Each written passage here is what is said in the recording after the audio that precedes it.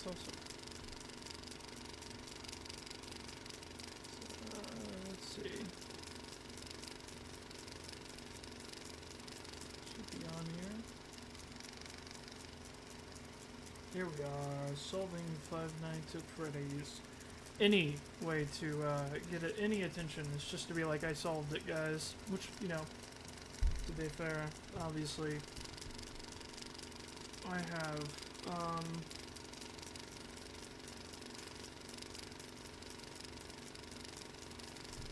Oh, I realized. I think that there's like a weird thing now. Why? So weird.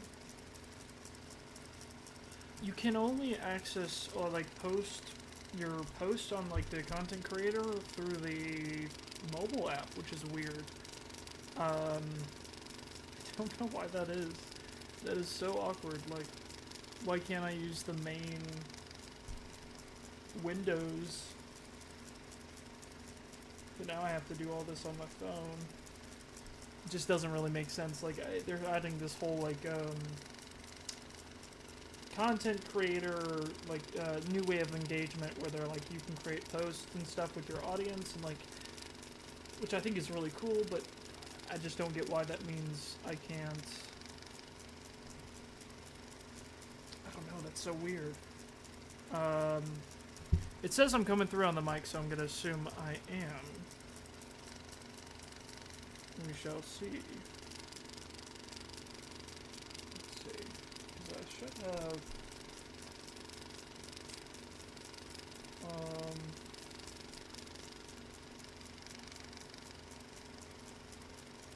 Live. There we go. I hope everyone's doing well.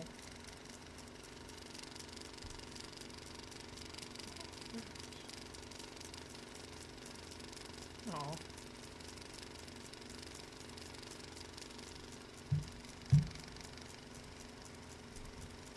Sure it's the right channel.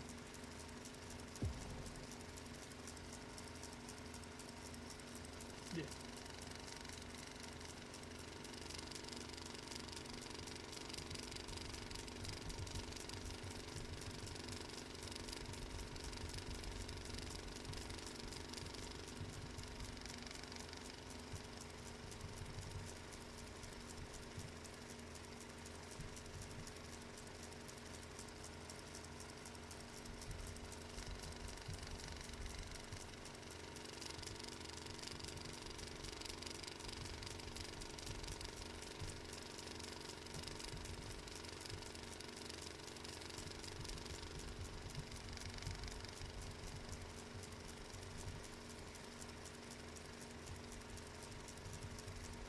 We'll start just a minute. We'll start yapping in just a second.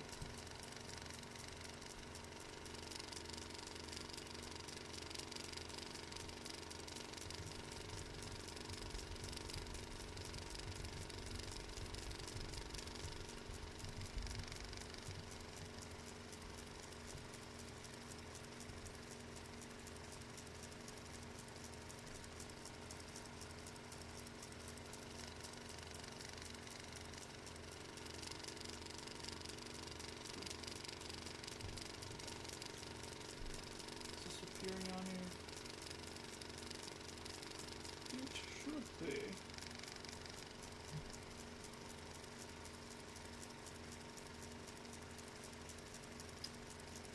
Okay, it's not. That's strange.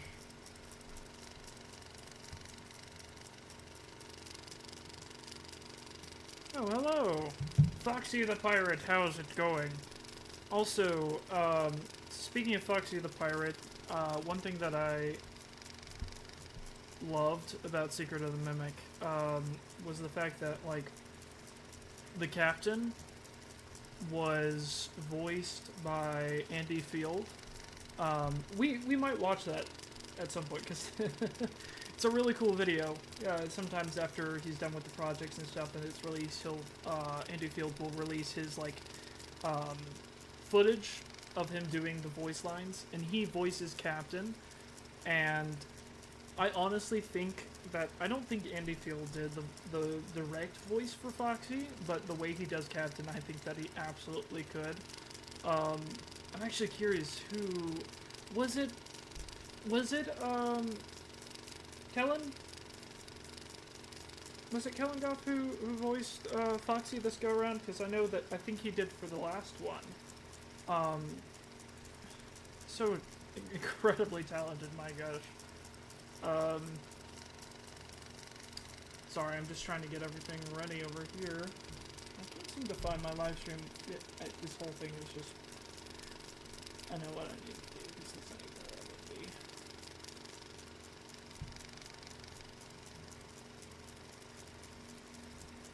Alright, here we go.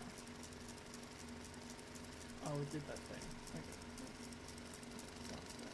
Don't do that.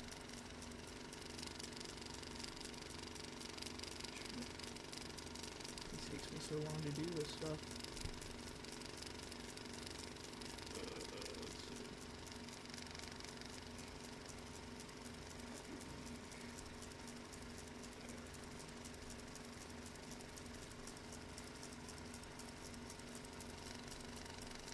Okay, we're about to get into stuff. It's gonna be really chill. I've got a few hours before I'm going to see... And actually, I think later on I'm gonna be seeing the new Superman movie, which I'm actually really excited about. But that's not until like way later, so we've got a little bit of time to just kind of chill out and talk about some theories, talk about some stuff. Let me know if I'm loud enough or if you guys can hear me. I know there's not gonna be too many people here, but when I stream, it's anytime I'm doing content, it's always doesn't matter to me how many people see it or how many people are here. It's just fun to be able to make this kind of stuff because I'm not consistent at it, but I could be. I think that like it would be really easy just to get into the grind and fun. I think I should just do it because I've got time to do it. I just haven't. Let's see. Alright. Go ahead and post this. This should be the right link. Hopefully. Hopefully it is. Okay. Posting. Alright, we are good. So, if you're wondering what's in the background, you probably already know. I've got Secret of the Mimic pulled up here.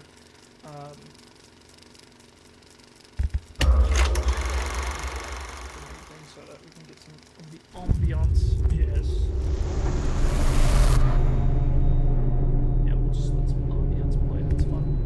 Okay, alright, we'll get into like some gameplay maybe in just a minute, but I want to talk about stuff. We got stuff to talk about.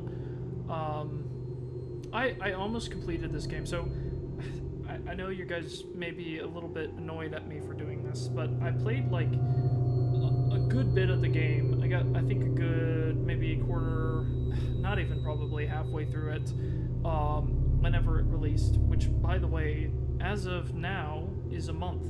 It has been out for a month. That is insane. The fact that it's July 13th and that The Secret of the Mimic released a month ago. But it has been. And oh boy, the discussions. It feels like we've had such a massive, like, spike in theory crafting and, like, theory channels that have come out of just, like, random channels discussing it. Not even, like, necessarily dedicated FNAF channels, but like channels. I was watching some playthroughs from some people who were like just getting started, and it's like cool to see like their second video being like FNAF, and seeing like people enjoy this game. And I've seen a good mixture of like watching people react to it and being like, well, this isn't really for me, versus like some people who get really into it. For me, I really loved the gameplay of it. It was just the whole entire experience. My experience with the game was pretty chill. I kind of wanted to stream and then do my stream, and then I wanted to go off and kind of get all of the lore, because I kind of took my time in playing this, but I did play it.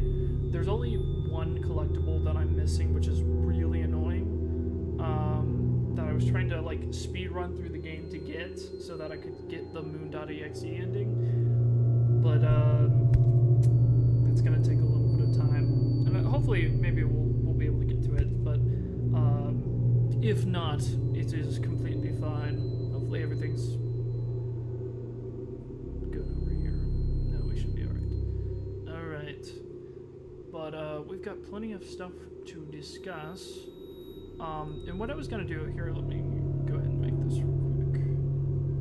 Because I was gonna make a pinned comment.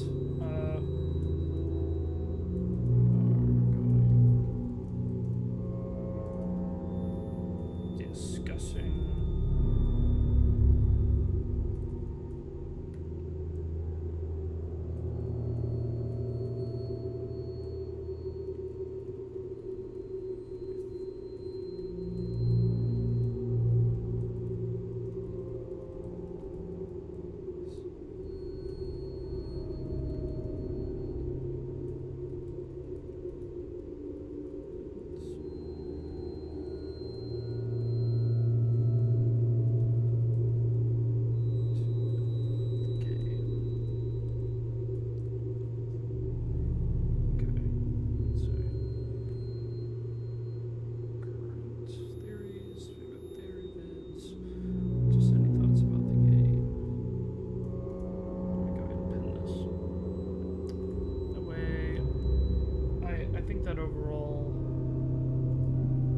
This game has just provided so much, like, just added lore to the franchise. It's kind of crazy. Alright, let's do this. Okay. Alright, so I've got a lot of stuff pulled up here that I thought we would kind of go over.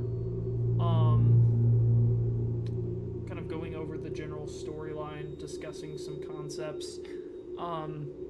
I thought it'd be fun to go through. I've got like a Google Doc pulled up that I was gonna fill out, going over like the different story beats, and we can use that as like kind of a foundation to discuss kind of this stuff. But I guess let me go ahead, because I don't really like whenever it's just my face. Oh, well, let's pull up maybe some gameplay or something. Kind of make this a little bit more interesting. So I'm gonna like, okay, I've already got this set up. Secret of the Mimic. So I've already played this, so this is gonna be full spoilers. We're gonna be talking about everything. Let me just get in the game, and then we can kind of discuss what our plan is overall, because I forgot exactly where I was in the game. It's been a little bit. I think it's... Oh, I was... Okay, this is actually a good spot. This is a pretty chill... there is moon. There's just the moon guy. I can't get it right here. We'll be looking for, like, Easter eggs and just, like, different stuff. And this is kind of a pretty nice, chill, quiet area. That is disturbing. I love this game a lot for just like its atmosphere that it brings. It's just it's so good. I love it. I am curious. Why is this back here?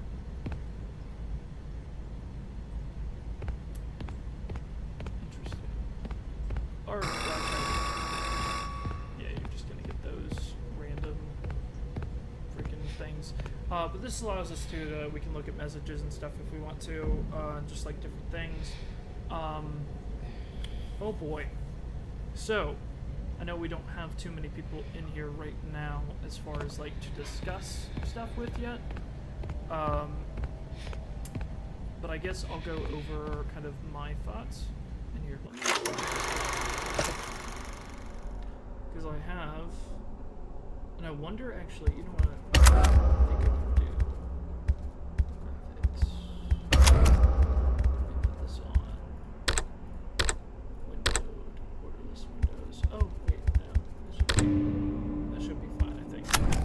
Okay, hold on. Let me speak up so you guys can actually hear me. So we're gonna be kind of casually playing this slash theory crafting. We're not really going to be like playing the game as much as like we will a little bit, but we have a lot of stuff just to kind of sit down and talk about, and my brain is too ADD to be able to like multitask and talk about stuff. So if you looked at the pinned comments, really what I'm expecting is just, guys, if you come in here, just throw down your favorite theories right now, or like if you want us to watch, like I was thinking we could react to maybe some like theory videos. I've already watched one that I think would be a good place to start with, that contains some more controversial bits, but I do really like. I watched recently, it was T-Dread's newest video where he was talking about God David, I think is what he puts the theory as, where it's like David pretty much is like infused into every unnamed / mysterious child within the franchise. Just like the crying child is basically in some way infected by the mimic, was kind of what the theory was boiling down to, and that Gregory more specifically is most definitely infected with some sort of like string of the mimic virus, which is really interesting.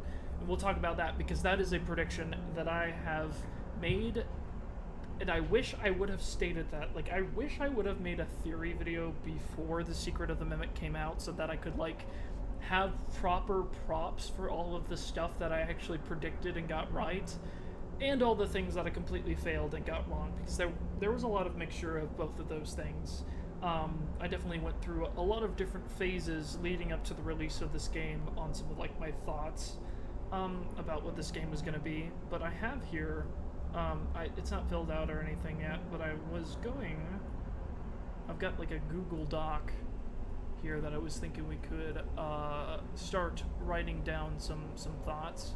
I'm not sure what like the best way to do this is, so bear with me as we kind of go through this. This is going to be really chill, as we kind of just literally try to put stuff together. As you would do with any theorist, we're just gonna put stuff together and see how things come out on the other side, and we have a lot to talk about. I guess the first things that I wanted to establish, so we have like the general storyline of this game, which is like, you know, I'm actually gonna put this away real quick. Like, the one thing that I will say is, like, I think the way that Edwin is portrayed in this game is really interesting, and the reason that I bring that up, when I first heard this tape right here, it kind of gave me a little bit of a strange feeling, because I was like, wait, what are we doing here? This sounds, it makes sense to me now. I think I know what they're going for here. Oh, why did you go? With this, like, performance. You weren't even supposed to be there. You were supposed to be here with me and David. Oh, how am I supposed to tell David that his mother is gone? How am I supposed to raise a kid on my own? His life is ruined. My life is ruined. Which, that whole, like, performance, the first time that I heard it, felt so weird to me, because it was like, it almost felt off-putting, because Edwin doesn't really seem completely there. Like, obviously that's the point. This is supposed to be Edwin very emotionally distant and kind of just being like in denial in a way, where he's just like, oh no, my wife died, I guess I gotta raise my son on my own, oopsie-daisy. But in reality, this is the mindset that I feel like you would have to have in order to build M1, because you're literally, like, kind of dehumanizing your wife in a way, to, like, you're making a little AI companion for yourself, which for a lot of us, it is fun. I love just how much this game likes to freak me out sometimes whenever I'm trying to talk about theories. It's just like, hey, I miss my mommy, and I'm like, oh wow, that's really sad. Anyways, now about the crying child being a robot. Just get some funny moments with this franchise, man. It's so much fun. But yeah, so like this would be how I feel like Edwin would have to be in order to kind of be in the mindset to build the mimic, to be kind of like emotionally removed in a way.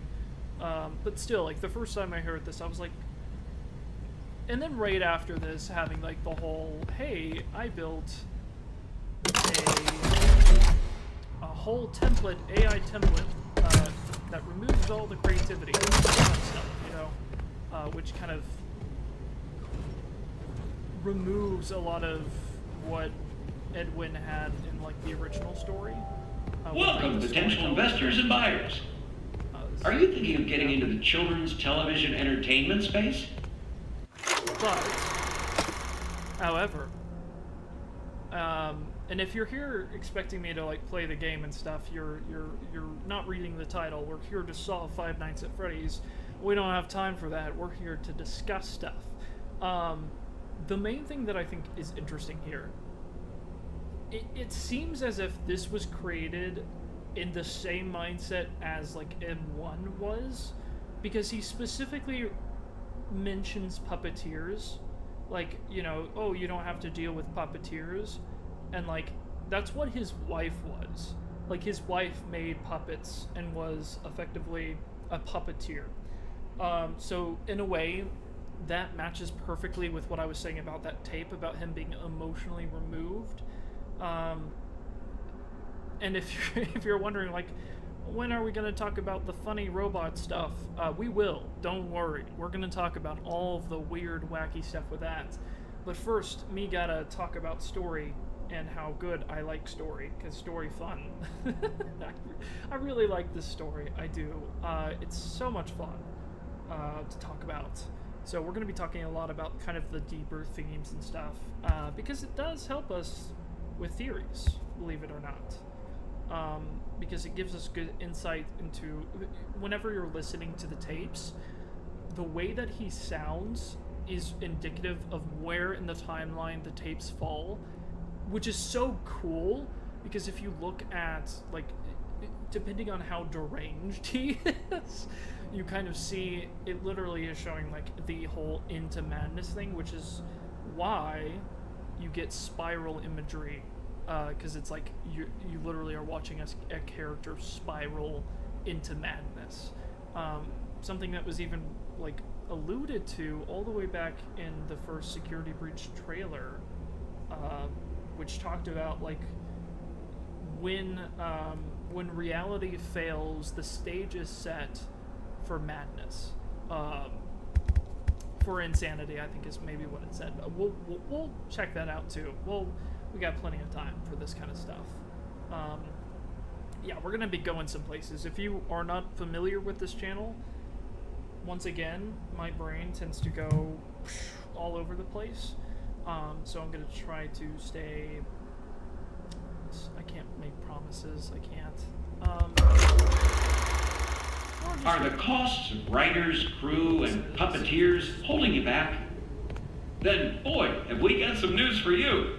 Welcome to the MCM television studio of the future. Here, there's no need for a cast or crew. Now, if writers have you blocked, use an MCM story template. Simply supply the stage manager with the desired character names, location, and genre. It writes itself. Additional story templates available for purchase. What about the talent? Well, we removed the talent. No difficult puppeteers, demanding actors, or moody directors needed. Our system is drama-free. Yeah. Simply interact with the performance by shooting targets to progress the story. And of course, you'll save a fortune on production costs. The MCM studio comes equipped with automated cameras, props, and lights.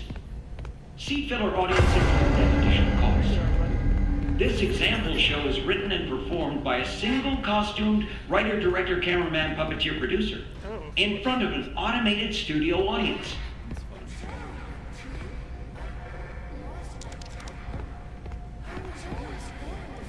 I love...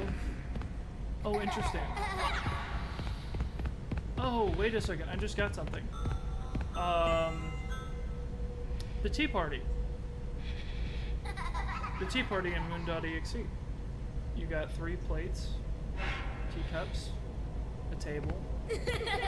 What tape is this again? That's interesting.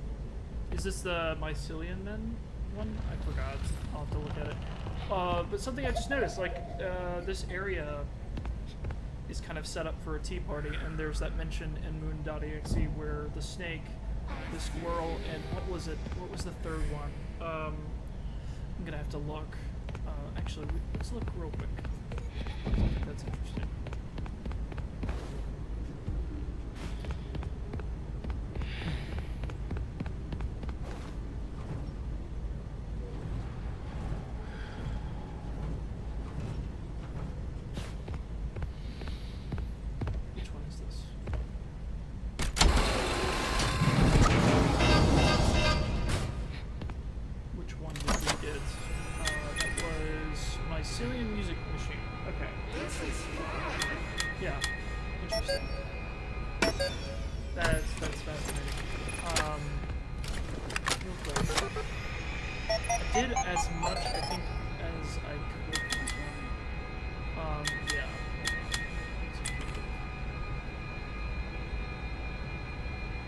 Missing just one of them, which is so annoying.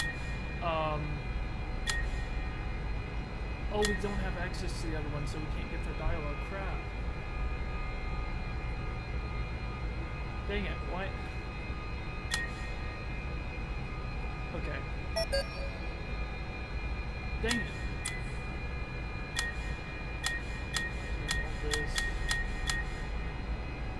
Oh my home. Okay. Crap. Oh, that's annoying. I'm gonna have to like go back and watch like somebody else play this to get that dialogue. Because if you're wondering what I'm rambling about, there was a part in Moon.exe where you like check on one of the trees, or like what's behind a tree, and it talks about like a squirrel, a snake, and was it a possum having a tea party? Nothing unusual. And I just was commenting on how like this table kind of looks like it was set up for like a tea party. It's just interesting.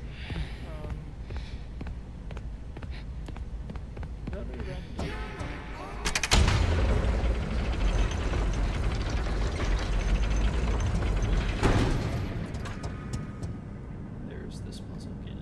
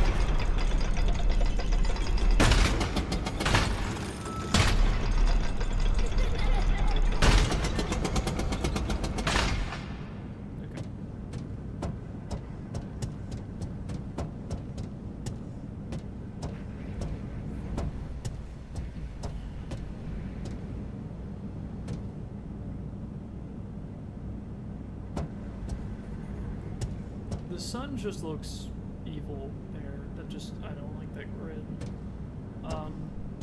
Oh, I also have the books pulled up. I was going to do some cross-examination here later on.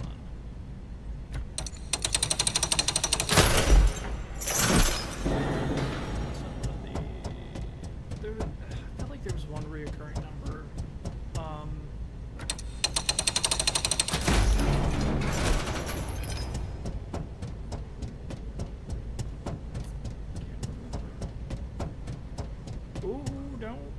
Don't place your hand near moving machinery. You might lose it, or the very good possibility.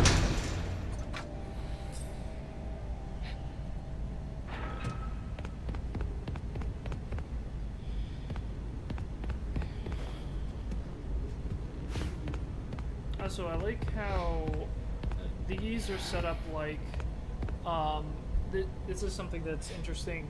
Into the Pit, it mentions how like the mascot heads were arranged as if they were like a huntsman, like trophy, and it's interesting that we get the symmetry here too.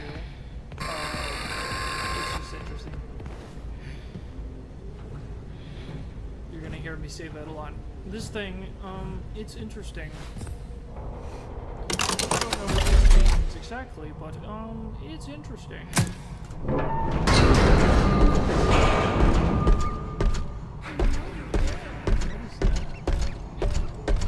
Oh, it's an elephant. Places, please. Operator, report to the stage left. Do we want to go to this game? Because this game is...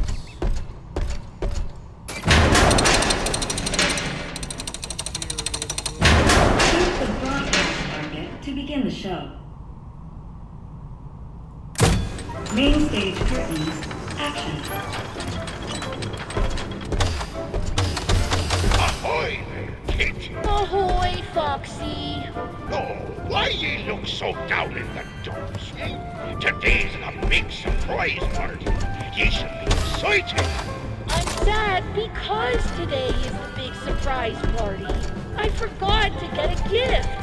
It's a disaster. Okay, hold on. You guys want to see something interesting? For all those theorists out there? Let's see if we can pull this up. Okay. Let me set up something here. So Mimic Story. So the Mimic Story has Edwin. Let's see. Murray. How did it spell it? Was it A Y or E R? E R E Y. My goodness. Murray.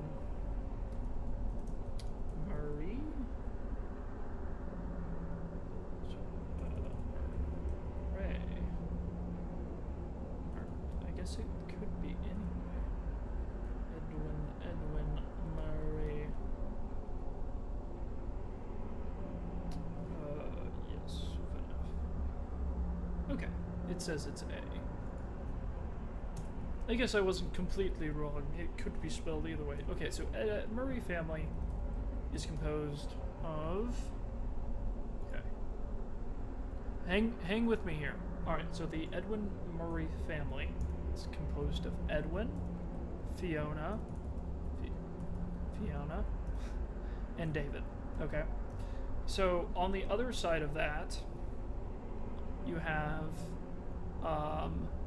well, we'll get here. We'll get there in just a second. Okay. So, then obviously, before that, you have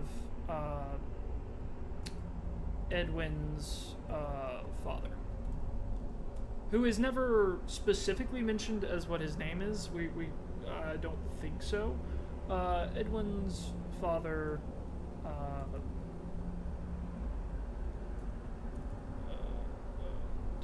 MCM, previously. So, let me point something out to you that I think is interesting, and I think you're going to see this a lot within the story. And I think this is important to see, because I think whenever it comes to theorizing about this franchise, there's one thing that I think we oftentimes miss, and that is we look at pieces individually without recognizing the full story that they're in. In essence, I think there's a major issue of context within this franchise, with its community, which is completely fine because it's easy to do whenever you're like pinpointing something specific and you're using it to like prove a broader point. Sometimes it's hard to like pinpoint the exact context of those pieces, but I think that whenever you're looking at like a game or like a story, looking at it, what the themes are, is going to be like one of your most important things you're going to want to do anytime you're analyzing any piece of media, specifically this franchise, because oh boy, can it get complicated. But once you have a lens to kind of narrow it down, and I'm going somewhere, I promise, but this is fascinating. So here's what's interesting. Okay, so after... I don't need these. Let me just do it this way. So you have M1, which is equal to F10 and 4. You have M2, which is equal to the Mimic 2 Endo. It's unclear if M1 ever had its own endoskeleton or if it shared an Endo with M1. I would venture actually to say that M2 did have an endoskeleton separate from M1 at some point, because the blueprints you get are specifically mentioned to be for M2 schematics, are the ones that you're downloading. And the endoskeleton in the basement that you get that is associated with M1, while it is the same endoskeleton, it does make you wonder if he made more of them, because that's kind of how it is portrayed in like the epilogues, which we'll get to. There's some interesting things that I have kind of found out. Okay, so you have M2 Endo. The interesting thing about M2, so it's not just the endoskeleton, it's also David. Okay, so like it's representative of what David was supposed to be. We see that with the ending. But it's also representative of Edwin, because we see him mimicking Edwin in the tape, and it's like he's taking on the inventor's persona, as there was actually apparently like a cut ending that was going to deal with that, where it was like the M2 gets locked into that persona and like ends up like taking on the grief that Edwin had, and like was, you know, it would have ended with like a picture of him on the hill, grieving Edwin or David's grave, which is interesting. But I think that here's what's interesting. Okay, so but it also equals Edwin. So David, the David persona, is somehow linked with the Edwin persona. Now, why could that be? In my opinion, what I think is happening here, it's the idea of like a child seeing, and it's no different from what like a normal child does in the real world whenever it has like a figure that it looks up to. And I think that with Fiona dying, David was supposed to be looking up to his father, but because his father wasn't there, it only had M1. And like Edwin talks about that, like the anger that he has over that situation. Now, trust me, I'm going somewhere with this, okay? Just hang with me for a minute. So David's persona is somehow linked with Edwin's persona because we have that relation with them. So, what's interesting about that, Vanessa is linked with her father, who is connected to Glitchtrap. Why is that important? So David's persona is somehow linked with Edwin's persona. Vanessa is linked with her father, who's connected to Glitchtrap. Because you have someone who had a neglectful father, and then someone who had like an abusive father whose name is Bill, and is heavily linked to Afton. Even Vanessa has the initials of VA, or what her father would be, which would be Bill A. William being a shorthand for, or like a long form for Bill, like a nickname. Oftentimes William, Bill can be a nickname for William.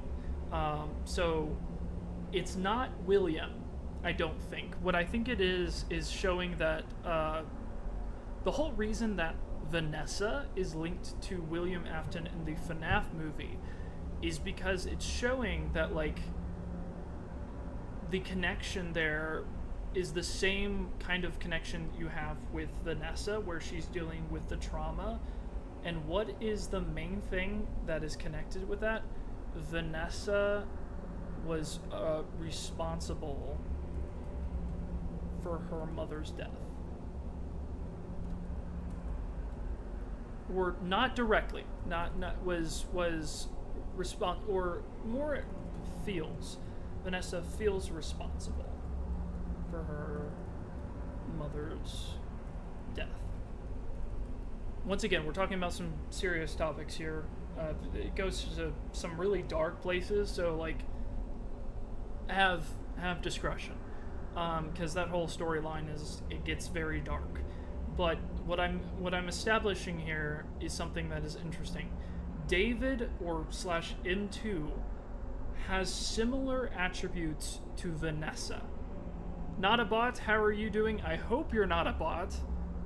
But I regardless, even if you are actually the mimic, you are welcome, regardless. We are just talking about the relation between, we're talking story stuff, theories. Okay, so who's Vanessa? Or maybe that's pointing out that I misspelled it somewhere. No, I didn't. Vanessa feels, so Vanessa is one of the main characters in Security Breach. Oh, you don't know FNAF lore? No, that's completely fine. This is actually good because it gets me to explain stuff. So Vanessa is one of like the main sort of antagonists in the like story of like Security Breach, which was like one of the main titles before Secret of the Mimic. There's a lot. There's like 12 games in this franchise. It's hard to explain things, but it is interesting. So Vanessa is someone who was infected with a virus. Yes, she is in Security Breach. She was the rabbit lady, who is Vanny, the guard. Yes, Vanessa is the guard. Also, she was in the Five Nights at Freddy's movie. She was William Afton's daughter. Revealed to be. Well, I guess I should have said spoilers, but then again, it's been out for a good year and a half, 2 years almost. That's kind of crazy. I think as good that the cop. Yeah, the cop was Vanessa. Yeah, it's a lot of stuff. There's a lot of stuff in this franchise. It's hard to remember everything. I have just been way too steeped into this to where I have become way too knowledgeable about this crap, but it's fun. It's really fun. So in the new Secret of the Mimic game, the reason that I'm talking about Vanessa is because so Edwin, talking about all this, so the Murray family who's established in this game, Edwin and his wife. So Edwin was the husband to Fiona. Fiona, gave birth to David. David is their son. David ran into the road. He had a red ball, and now William Afton hit him with a car. I'm joking. No, we don't know that for sure, but it's really funny. I've seen a lot of memes where people have been theorizing that William Afton ran David over with a car. I don't think that's true, but it's really funny. It's really funny. That would be, think about like Midnight Motorist. Midnight Motorist being like the song that plays during midnight is Midnight Motorist is Shattered Windshields. It would be really funny. The bump is shaped like a deer. Which one? What are you talking about in reference to? Nightland, how are you doing? What are you talking about? But oh man. Where am I going? You made me lose my... Nightland, you made me lose my entire train of thought. I'm trying to... Oh, no. Oh, I get... Oh, okay. I get what you're talking about. Sorry, Was that a pothole?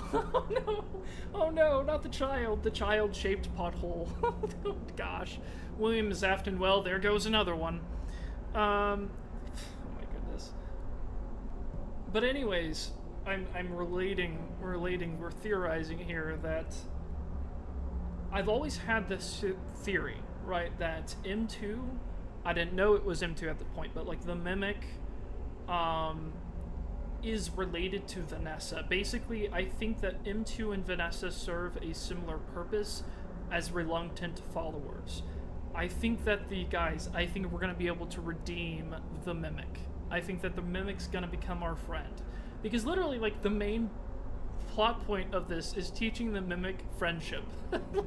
like it pretty much just straight up tells you, like, hey, you can befriend the Mimic and make it on your side. I can put you back together. That's a good one. Is the security breach Mimic M1? That's interesting. So there are... Okay. This is where we gotta... Hold on. I'm actually gonna... Here, for the purpose of this thing, I'm gonna close this out real quick, because I'm gonna show something else. We'll come back to this, but we got time. We have places to go. We have things to do. We have Kindle books to look at. So, this is something fun. Oh, it's just showing my Google Docs. Hopefully it doesn't dox me. I'm joking. No, it wouldn't do that. I don't think anybody could get any information from that. Also, yes, I made this my screensaver. I'm very proud of it. MCM. Okay, so is the Mimic in Security Breach? Yes. But which one?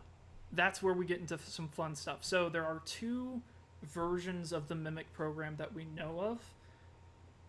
So there's the M1, like what you're saying, and then there's the M2. I've doxed your location. I was mostly just making a pun because it was my dox. It was bad. I'm sorry, guys. I wanted to bring up... I was trying to see... Okay, which book is it?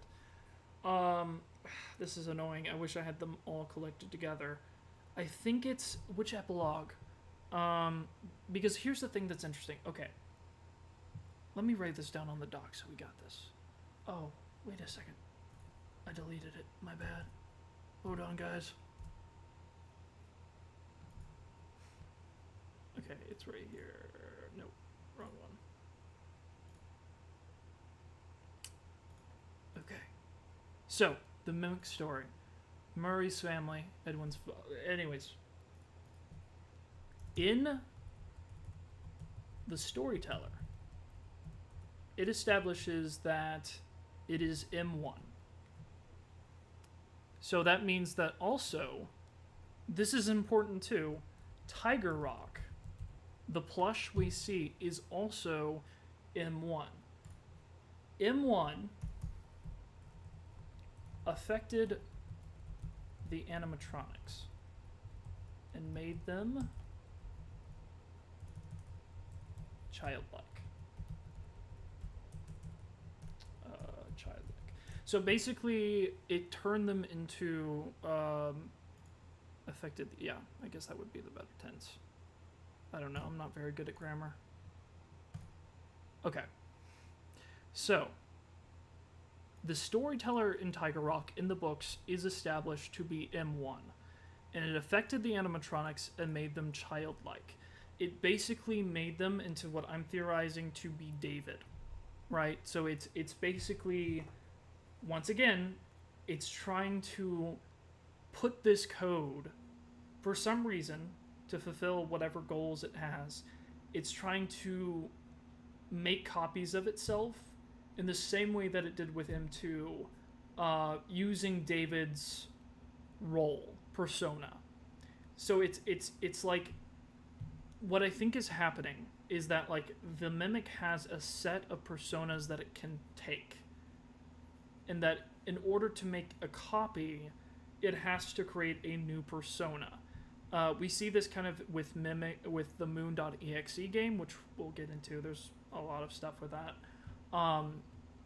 That basically, in order to create a new persona, it has to basically, like, you know, put things... It has to, like, gather materials in a way for it, and put things together in a way to mimic or, like, game... What I believe is basically, like, gathering the memories in order to, like, create a convincing persona for that person. We see that like in order to do that, it had to kill David. Moon.exe shows that the old woman in the dark woods, basically in order to get that David persona, had to kill the owl, and then made up the excuse that it just flew away. So it seems to imply that M1 was responsible for David's death. Yes, to base the characters. Yeah, collect items, yes, exactly. Basically collecting the items similar to like the memory plushies that we get, which means that M1 attached the memories of the MCI to M2 to create what I believe to be Glitch Trap. Is David the baby owl? Yes. We know that from the statue, because the statue in the cave says we will put him together no matter what. And it's the owl statue, and it's talking about David. That's why whenever we put on the role of the owl, the moon cries and goes off, because it sees that we're mimicking David. However, that wasn't Edwin's response. Edwin didn't go off and cry. Instead, we know that the deviation from what M1 intended was that Edwin ended up beating up the mimic, ended up lashing out and infusing the M2 program with his rage, which I believe was never the intention. I think that it ruined what M1 was trying to do, which is why M1 is all about, hey, you need to fix the program because you messed it up. And I think it's too why potentially it lost control over M2, and that's why it's hostile. Yes. So it basically mimicked Edwin's rage, which is exactly what happened in the novel trilogy with the Charlie bots, which I know that's a whole plot line that is worth going into because it does kind of parallel the story that we're getting now. I know, people don't like the word parallel because I think it's just misused a lot, but meaning that the storylines are in some way, they have like thematic ties. There are characters that act in ways that we're seeing in the games, and concepts that we see that are also heavily tied to things we're seeing. It's like, it's just a part of storytelling. It's not like a bad word. Saying parallel is not like, it's just that whenever you say like, oh, that means that this character in the books doesn't exist. That's where we get into like the assumptions that you put into it, which in the end, whether it's right or wrong, it doesn't really matter. It's just a theory. Yeah, similar, not the same. That's exactly right. But you can use those to like infer things. You can use it to theorize, like how we used William Afton. Like, that's why in like the Ultimate Guide it talks about how like using the novel trilogy to understand Henry and William's characters better, which we now understand. Some of that has been directed or derived to, or redirected to like Edwin's storyline, which I think is fine. I think that's really, I like what Scott has done, because Scott really doesn't seem to like to throw away loose threads. Like, talking about that just reminds me about the FNAF box, and I can't put that away. But anyway, Scott normally doesn't always like to throw away like loose threads. It seems like a lot of even like the non-canon stuff, or non-continuity stuff, he likes to like throw in, like how we got like Easter eggs to Garrett in Into the Pit, like stuff. I don't think he's done making games. I mean, he's heavily involved in the FNAF projects, from the books to the games to like the movies. Like, he is like something that we learned from like Dead by Daylight, that whole collab. Like, Scott's involved heavily in all of his projects, but he does like to also put faith in the developers and know and trust that like that they'll just do what he says, basically, which is what happened with Security Breach, where Steelwool didn't do that, and so Scott didn't communicate clearly with what he wanted. So they tried to like breach the gaps in a way that wasn't intended. So that's where a lot of that confusion, and he had to like, mostly with like Burn Trap being like a reincarnation of William Afton, like the ties were there, but it wasn't betrayed in the way that he wanted it to be. So we had to redirect that with Ruin by retconning that ending. You know, it's just an unfortunate thing that you often have to do I feel like in storytelling where certain things don't always come across the way you want them to, and then you do have to unfortunately break your rule of not wanting to retcon things and retcon things. But I think with Ruin, it worked well. What I was going to mention, the ending got ruined. Well, it got fixed and ruined, but that is true. I was going to try to find, once again, this was my brain. Which one was it found out? Okay, so it was said, oh man, this is where I'm like, Scott, what did you do?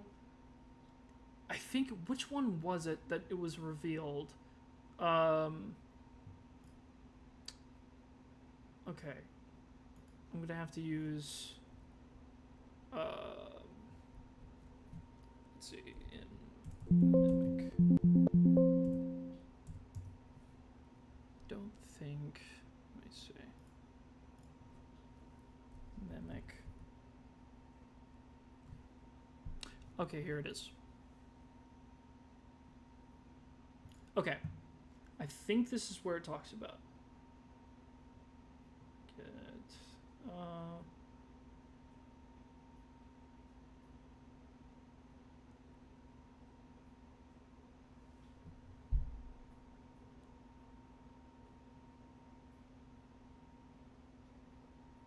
apparently, okay, I want to see if it says...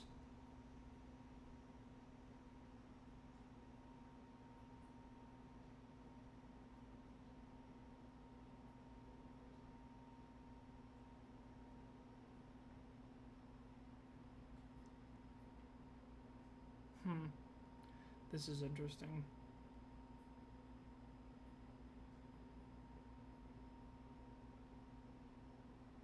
Sorry, I was trying to figure out where this specifically was. Was it in the last one? Maybe there's a manual something. I'm looking at the books. I'm looking at the epilogues, trying to find where it mentions which endoskeleton the epilogue endo is. Yeah.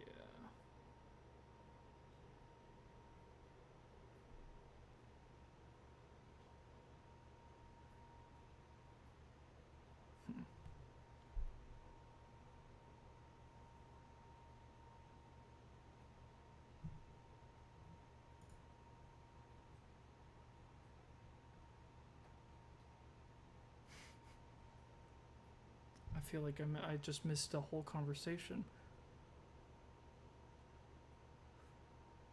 Did the Mimic kill Cassie, or was it Gregory in Ruin? That's an interesting question. I think I have a theory about that. We'll get to that. 75.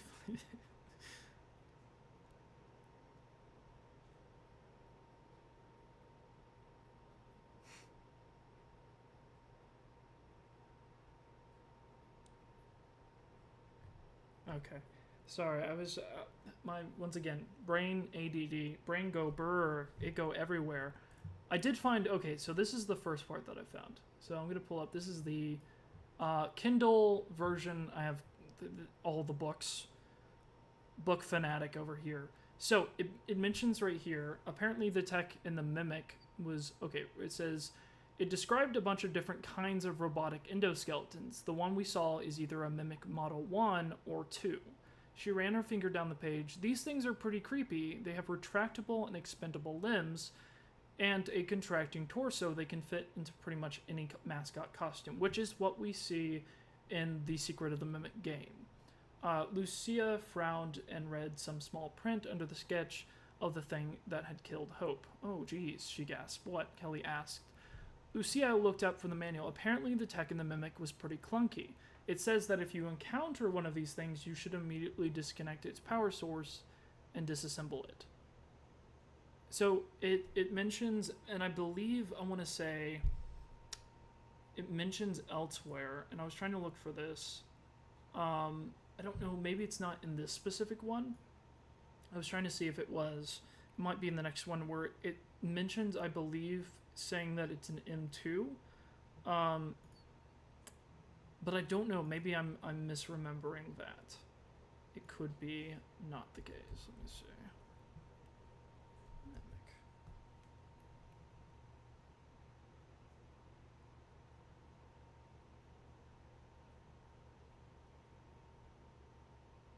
Okay, let me see.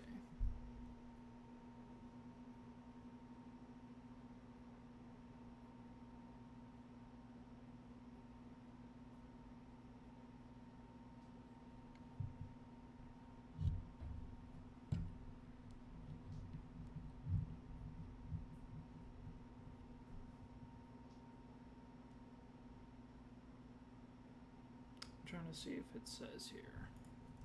2.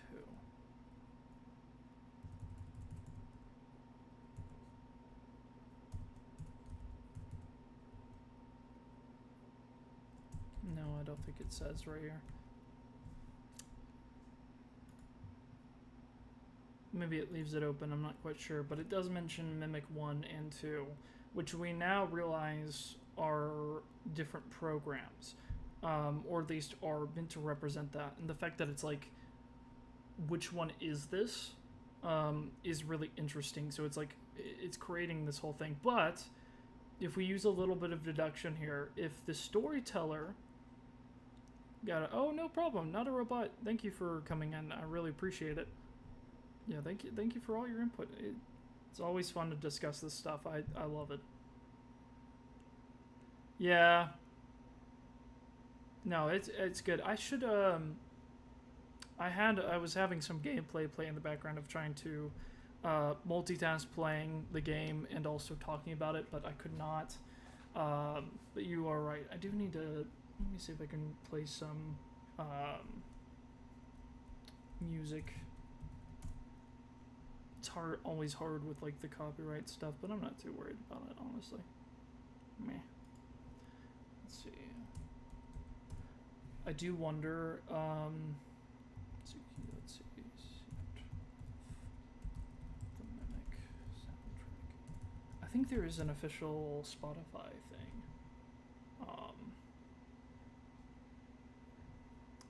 Because it's kind of hard whenever all of these seem to come from like unofficial sources.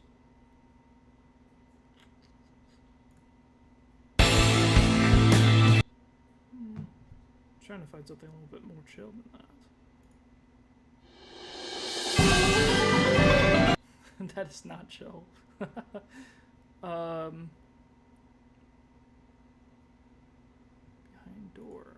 Number 3. That's a fun one.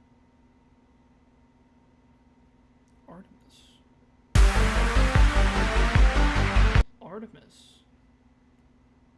I'm sorry, you always have to pay attention. There's sometimes lore even in the song title. Excuse me, mention of Artemis. I believe that's Greek. Goddess of hunt in the wild. Yeah, Greece, Artemis. Goddess of the hunt and wild in ancient Greek religious mythology. Interesting. Artemis on a collision course. And this is shooting gallery. What a strange reference. Artemis. Why is Artemis being referenced here? So, obviously, reference to M2 being the hunter. Or potentially, maybe not. Interesting. Okay, so what I'm referencing is, so all of these songs have titles.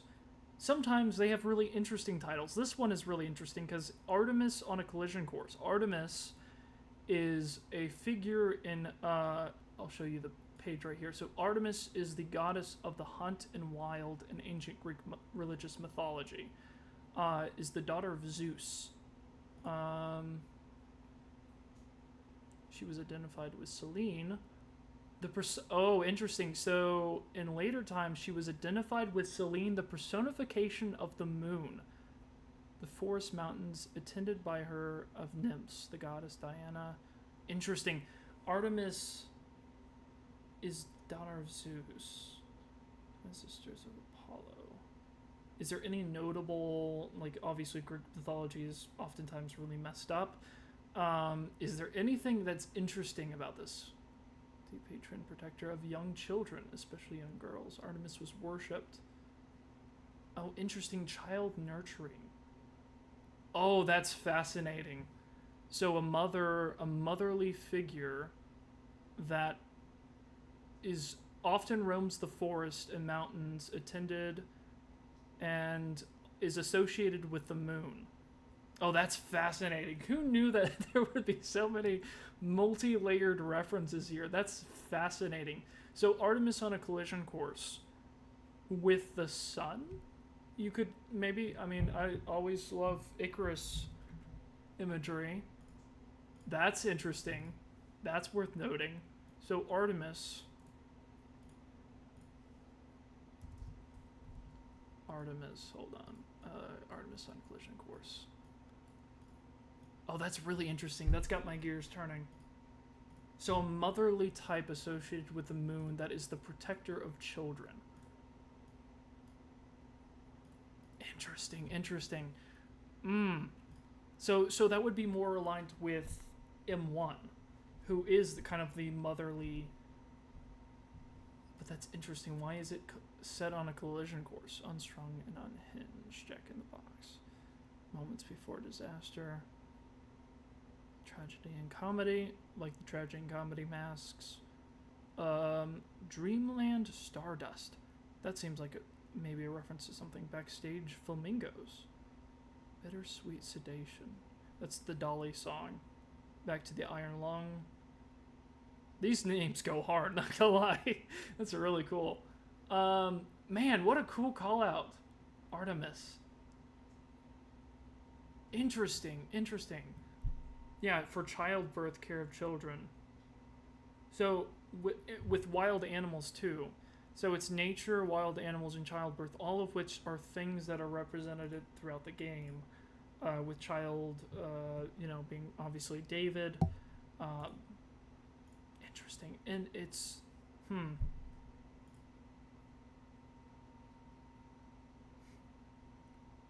Oh, that's interesting. I don't know if you guys find this interesting at all.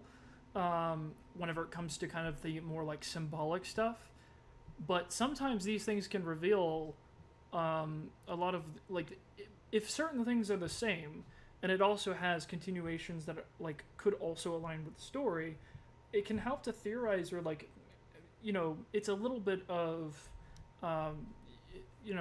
anytime that you're dealing with kind of like outside sources like this. It can be a little bit hard to see and extract what information is important, but like for direct references like this, it's really interesting. That's really interesting.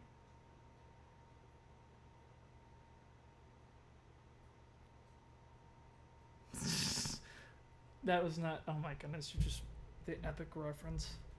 I will say that has made me even more infinitely interested. So if you're not aware, I just recently watched Epic the Musical. So that also aids in my obsession with Greek mythology. I love, man, that is so fun. I didn't even, like Artemis, I immediately looked at the, yep, gods, Greek gods, real FNAF. You say that, but also we got to talk about the story Monster, where it gets into a lot of the mythology stuff, which I am really curious. I really want to look into that stuff too, to see how it kind of relates to maybe some of the stuff we're seeing now, because they call the Mimic a shapeshifter for obvious reasons, but there's also in that story the Monster. That story has a lot of interesting, like, yes, it's a cut story that wasn't included, that was also weirdly just a one-off story and like a Walmart special version of the book. Really weird advertising thing, but still it is an important story because it was supposed to be a story that replaced GGY, at least in like the release schedule, and I know that because the character names and description are ones that were left in for one of the descriptions of the books.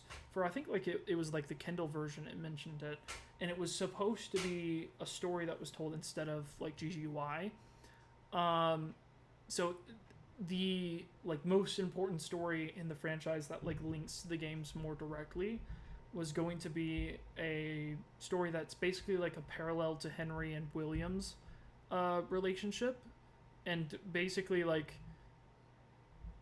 it has a lot of like weird mythology stuff in it where it's talking about shapeshifters, and then you have the mimic, which is literally described as a shapeshifter. And the ending of that story is it's crazy. We'll talk about it in a bit because we need to like dedicate some time for that.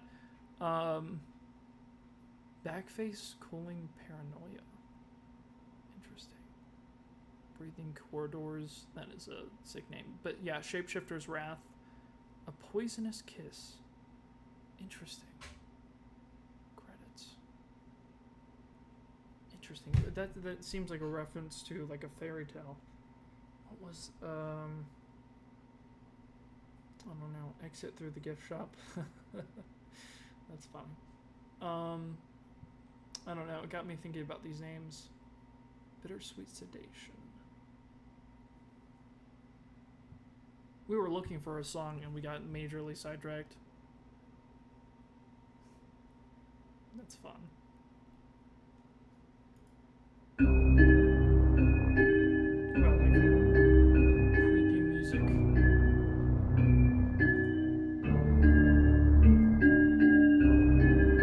Let's see. Is there a way you can play this on repeat? I think I might have to go through Spotify. Actually, you know what I can do? Make sure I'm good on everything. Okay. Let me go to, because I think Steel gave an official playlist. I was trying to look for like an official playlist that I could play on. Ooh, what is this?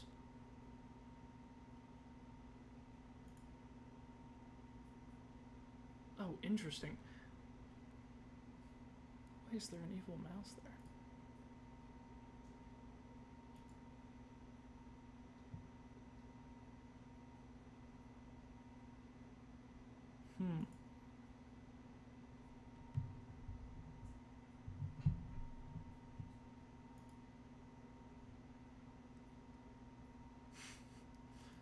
Sorry, I was looking at the Stillwell page and they had like a concept art thing. That's interesting. Oh, I definitely saw there was something here.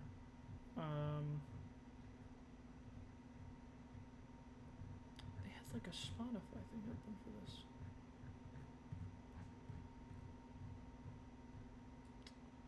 Let's see. Oh, here it is.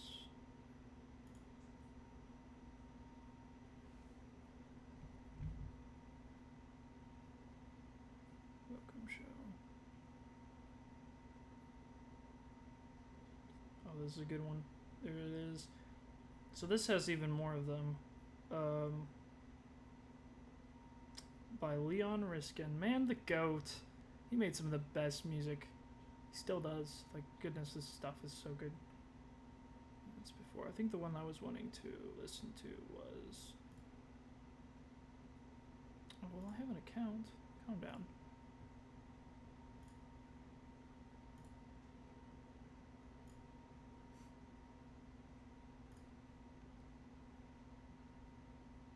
What? What do you mean? That is incorrect.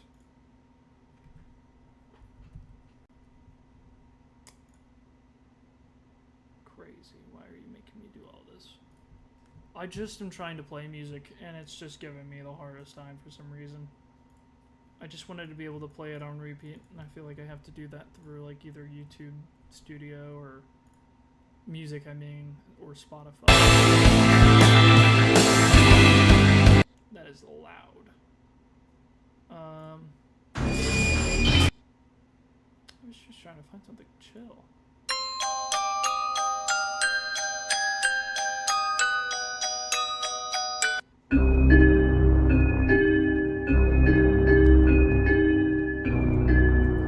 You guys will not find that very comforting.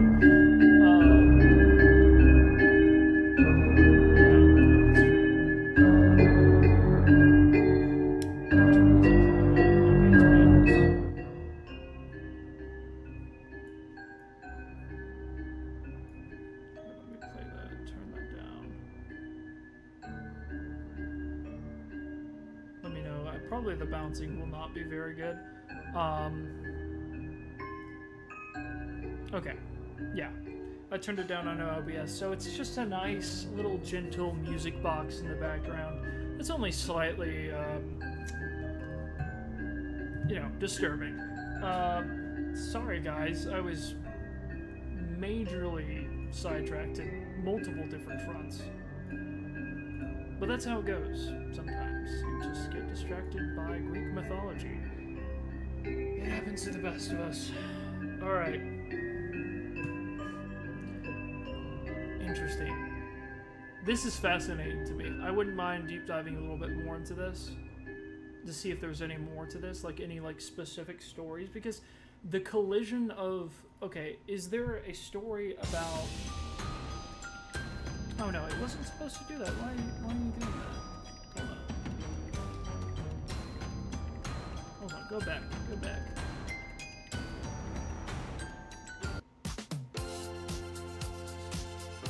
I do like that. That's fun. But now, creepy. We must have this. No, I don't want that. Okay. There we go.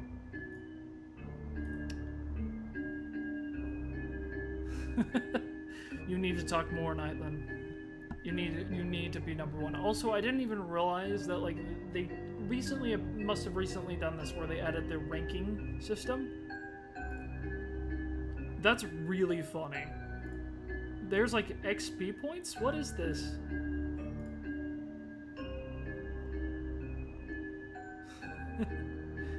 That's really funny. That's actually kind of fun. You know, anyway, the best way, yes, there is XP points, and I'm tied. You must keep talking. You can't stop. You can't stop until you get first place. You must grind those XP points. So, what I was curious, okay, so it's called Artemis Collision. Crash. Artemis Crash. Well, I don't, like, the Greek mythology part of it. Yes. Greek Artemis collision course. That's probably not right. Well, this is the song. But what is this based on?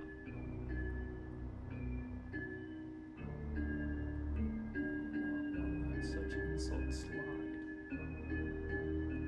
Interesting. The hubris of Moab. That's probably not right. Okay. Did Artemis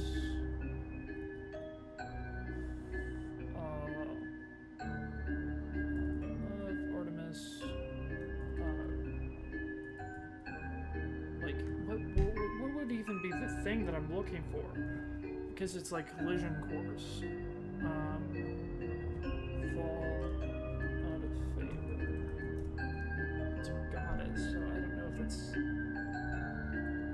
his experience populated. Well, that's not really what I'm looking for.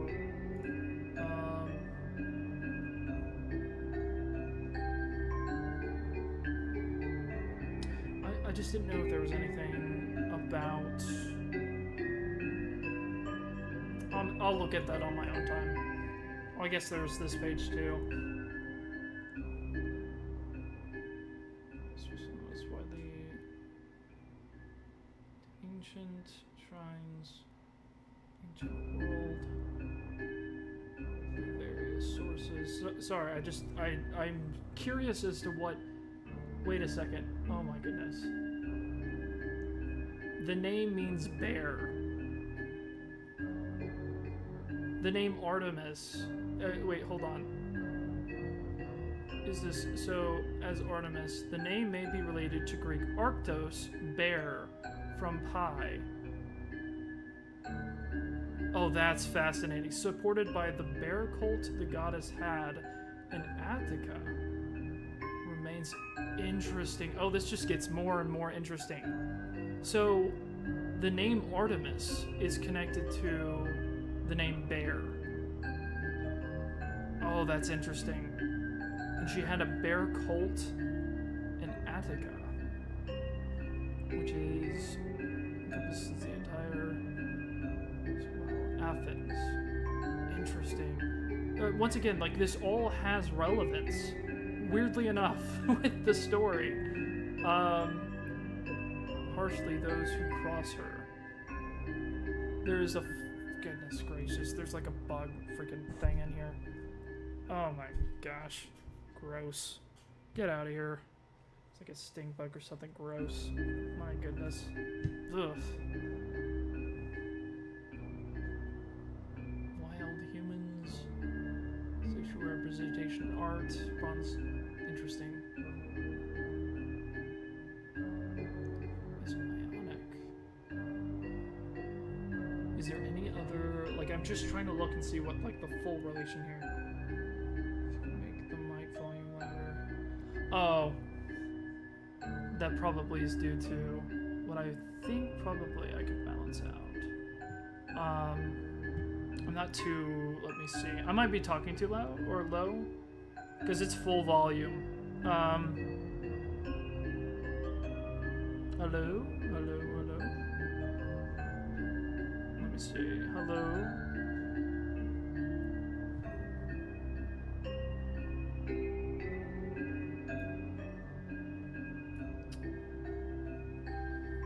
Not sure how to get it any louder, or if I just need to talk.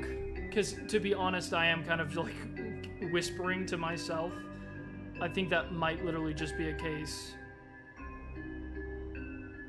Yeah, I think I just need to talk a little bit louder, because I think the issue is that I'm invested in reading this document to try to find certain things that I'm looking for, and I'm so, like, it's getting to the point where I'm like whispering to myself, because this is interesting. I'm looking for where the collision course reference would be. Animal line to the annual fire at the feast.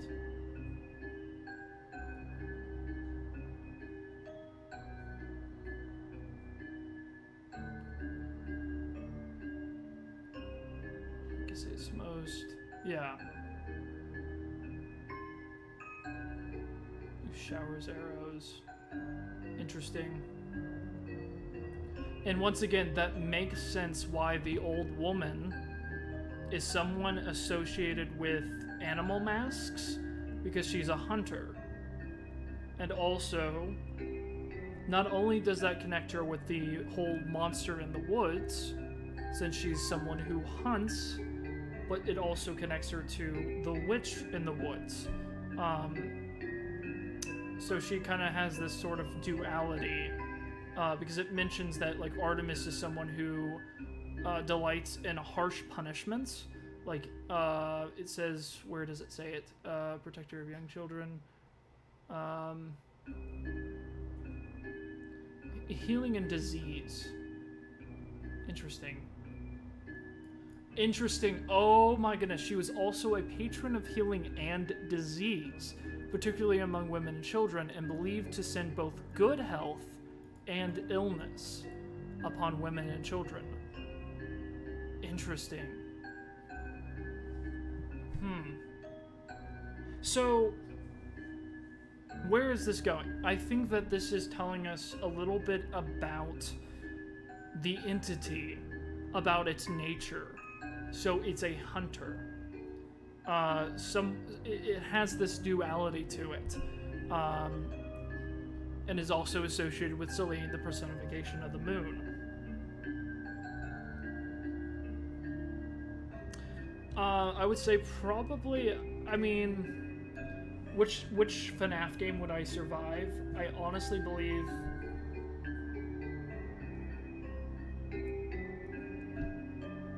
I don't know. I feel like I'd die in all of them. I'm not gonna lie. I think I wouldn't survive any of them.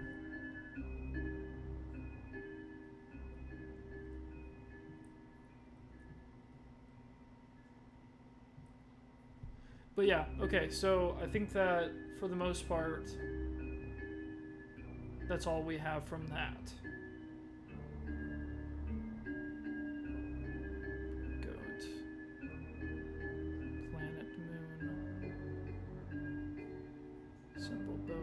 Crescent moon. Ah, that's so interesting. Because she's also...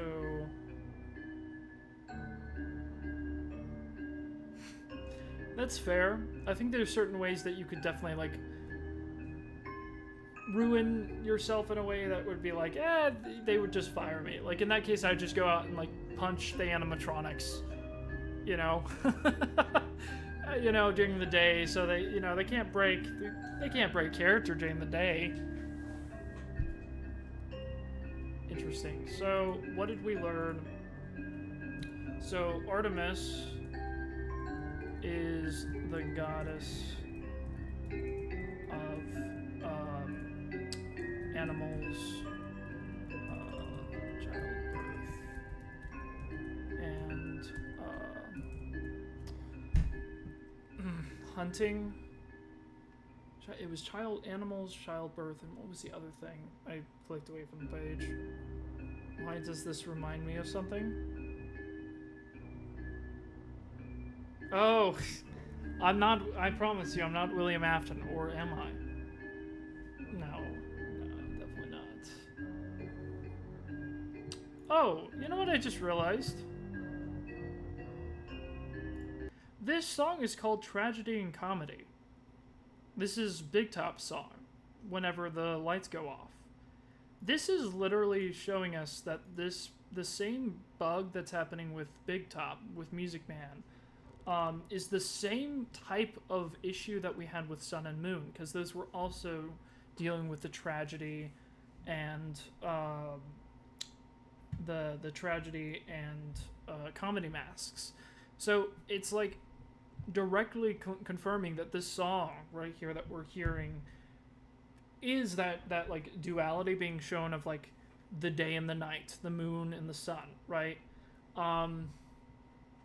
Which is interesting.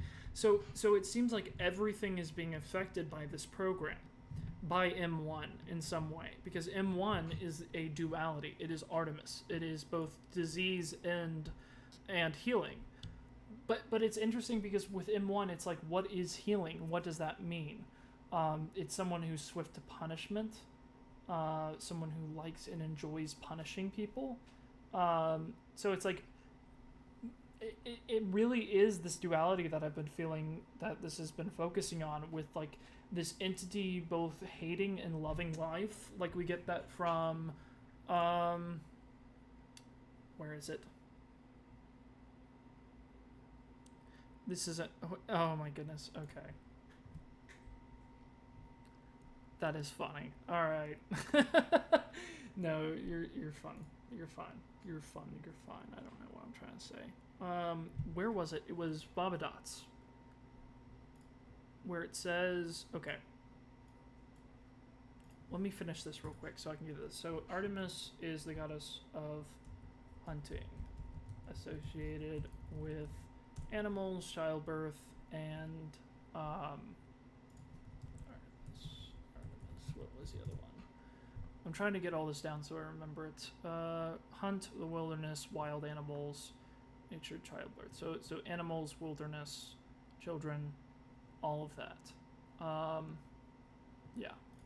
So is the goddess of goddess associated with hunting, animals, childbirth. What a wide variety of things. But I guess it's all like life and death, which is so interesting. So it's like both thought to bring illness and healing, is associated with Selene, personification,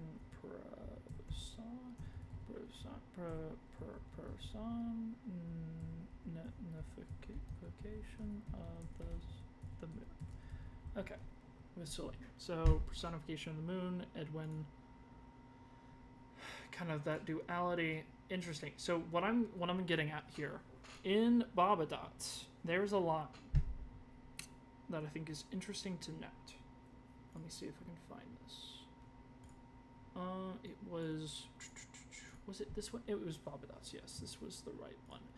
But was it the one before that? Yeah, because that was Babadot's conclusion. No, that is not right. I don't want that. I'm her. That is not right. Love, hate.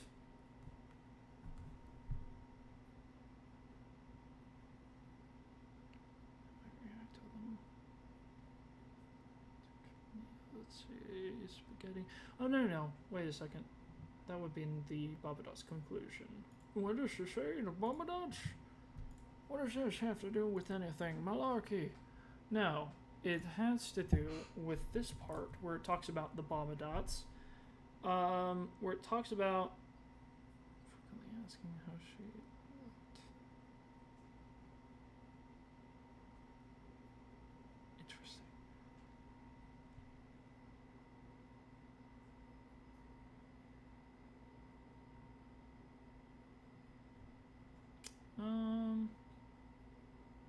Hold on. Here it is. Oh, this is even, oh my goodness, this is even more interesting. The fact that even though, okay, let's put this out. Okay, check this out. Think about this. M1, M2, this is Gen 1, Gen 2, and it's talking about the Gen 2s were programmed differently than we were, and differently than the Gen 2s, and the other units in the building. Their programming was intended to give them more confidence and autonomy. That programming gave the Gen 2s a sense of superiority. They think humans are like parasites that upset the balance of things. They want to remove humans so the AI system can be pure and smooth functioning. They won't stop until they have achieved their goal.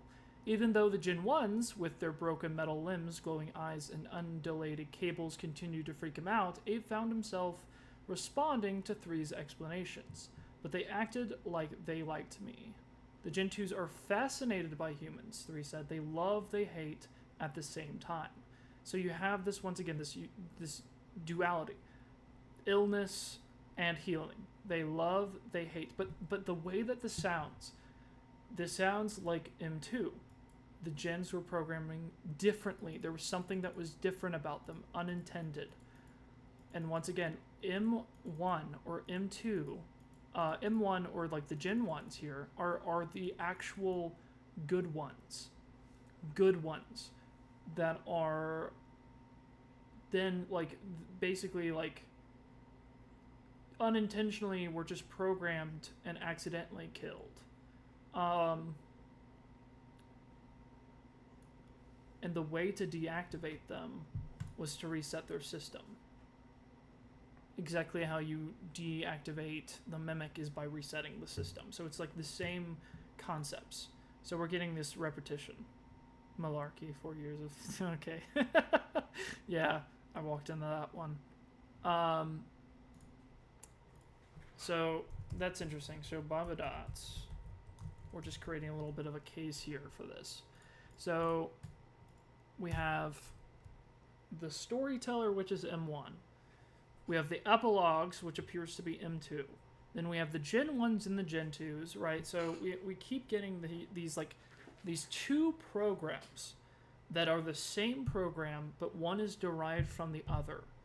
And this is fascinating.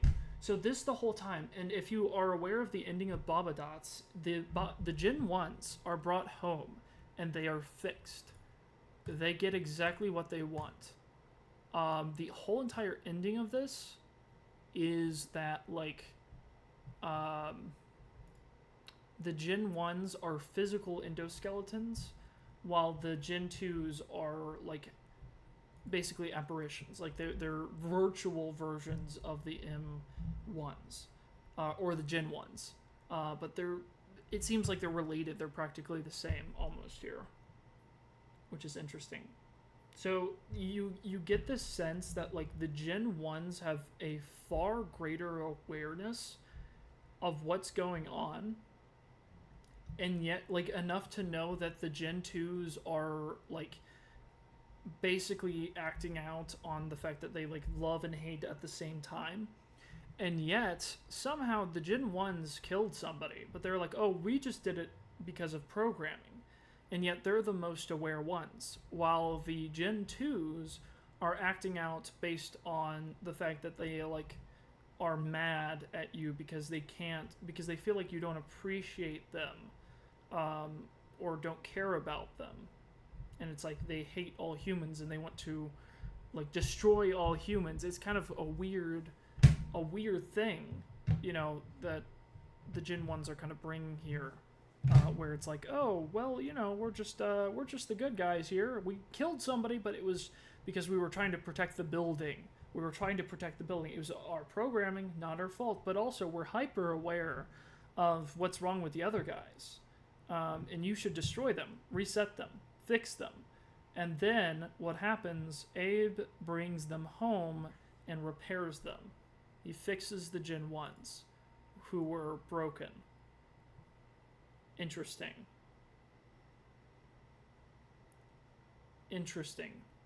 So why is that? What sides are we playing here?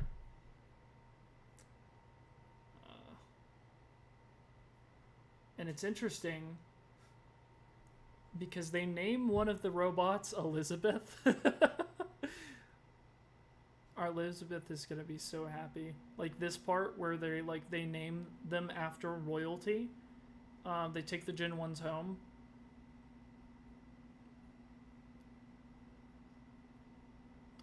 Let's see. Interesting. They name one of them Elizabeth. It's very interesting. Three was Victoria, one was Elizabeth, two was Isabella. All named after royalty.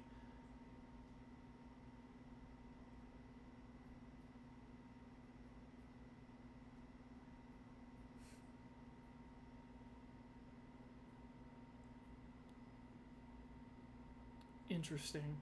I have a feeling this is not the end of the story, but this is one of the few stories that ends with a happy ending, and it feels so weird because it's like, oh, we're just gonna take these endoskeletons home, fix them up, and like, just one of them's randomly named Elizabeth. Strange. Victoria, Isabella, named after royalty. That feels strange to me. That feels like my theory senses is telling me. Exoskeleton. Entire new exoskeleton. Interesting. Doesn't exoskeleton mean... Interesting. For buying some introvert animals, specifically enteropods. Endoskeleton. Interesting. Place victories. She nearly had enough. Something just doesn't seem right. And it's the same thing. Gen 1 and M1 both compare themselves that they are the righteous characters within the story.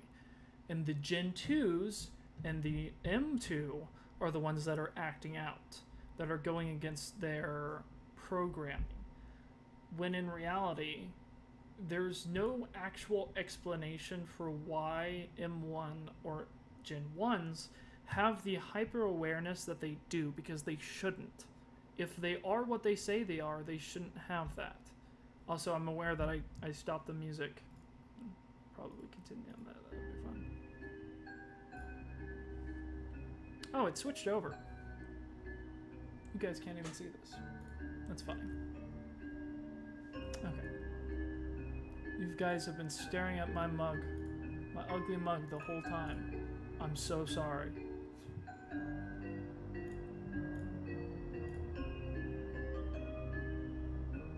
Okay. We're back. It's okay. It's alright. But, it's interesting.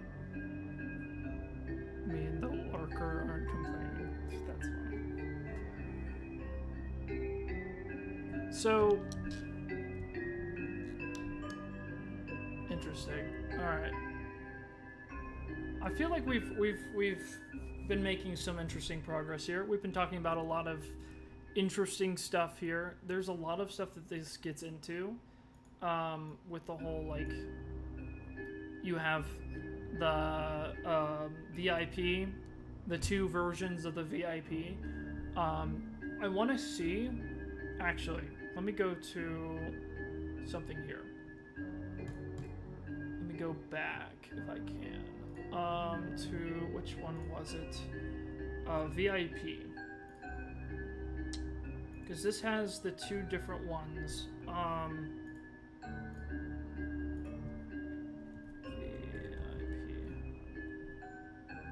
Passes, where does it talk about it? Where it talks about the virtual,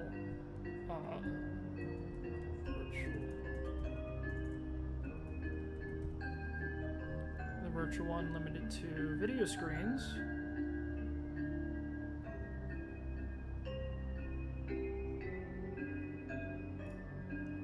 Okay.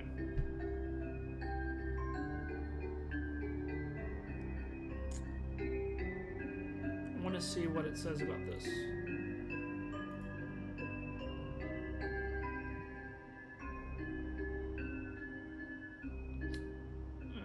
The game is maybe simulated.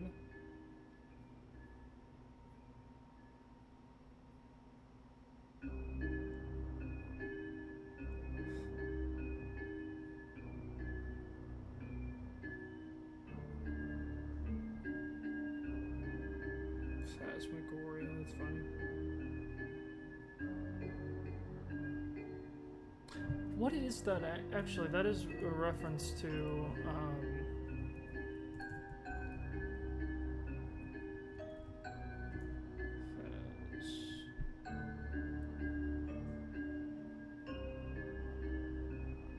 that's not the same thing.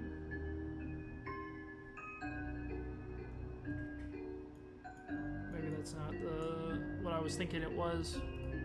Never mind. Okay. I was thinking like there was.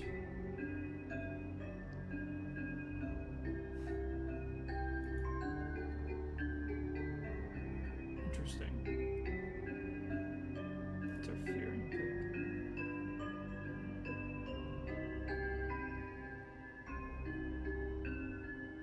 Where is this? Not quite. This is the interesting part that I want to mention.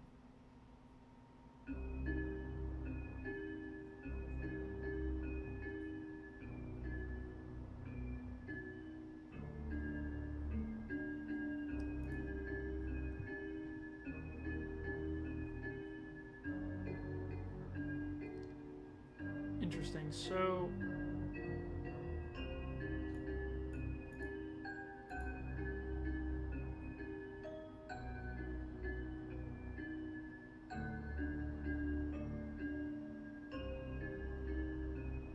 if we aren't parts,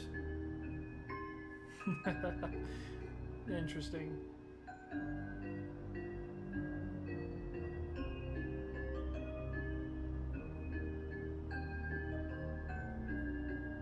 So, what I'm looking at, I know I keep getting like these periods where I'm quiet, but I'm like trying to read something to find these specific parts.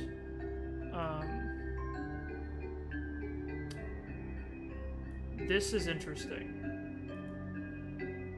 So, in VIP,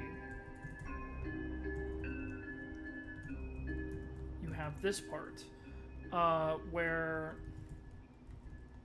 virtual informative pig is fighting against VIP. So once again, you have this dynamic of these two programs, and look at this, what it says. This won't erase you, you whisper to the virtual informative pigs. We don't know, they say, and they seem delighted by the prospect of not knowing something. If we're part of this simulation, we may be running in a separate program, one of them says. But Pig Brother is also part of this simulation. They confer with everything is connected. What happens in here will affect the real world. So, which is really interesting. So it's basically saying that like we might be running on a different program, but it doesn't matter because it's all connected together and it will all affect the real world. Because it's all connected to the network, which is fascinating. And once again, what I'm doing here is we're getting before your eyes. Oh, interesting. I'll have to check that out later, actually. Interesting. But this is interesting. We keep getting this this continual theme throughout these of like two programs that are at odds with each other. And specifically in most of the cases, they're helping you deactivate it. Which is interesting. Because if this is like an M1, M2 situation, that would mean that M1 isn't really being truthful with her intentions in Sodom. Because the whole thing with Secret of the Mimic is that M1 is trying to get back the M2 program. But she's doing it by deactivating it. Which is like, David goes to sleep. And if we look at like the Candy Cadet stories, which, here's another thing. Okay, so what we're relating here is like M1 versus M2 relationships. I don't know if that's right. So the M1 versus M2 relationships, we have like the Babadots, the Gen 2s, we have like the VIPs, where we have like two programs that are at odds with each other. Interestingly enough, you have like the M1s are the ones that are like duplicating, which is really interesting. You have like the epilogue.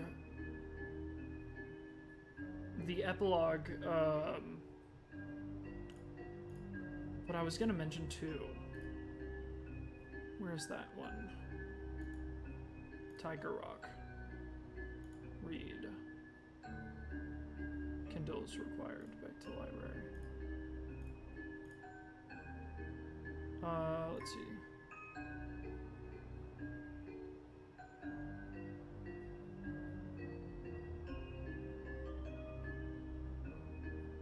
What?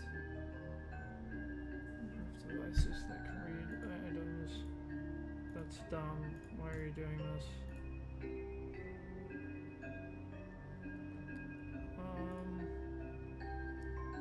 Context library. Why are you doing this?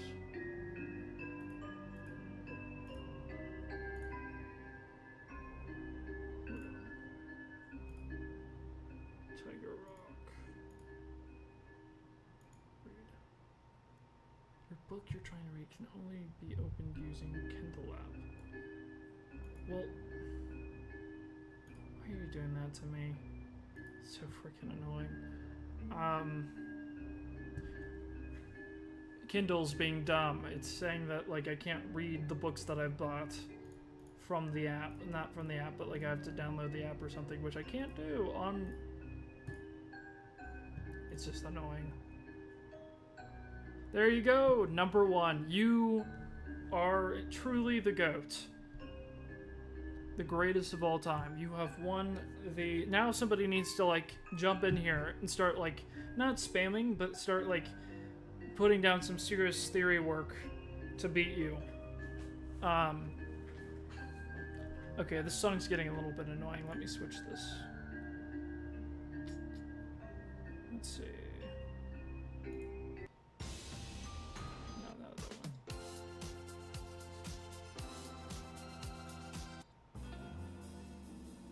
I do like this one. This one's fun.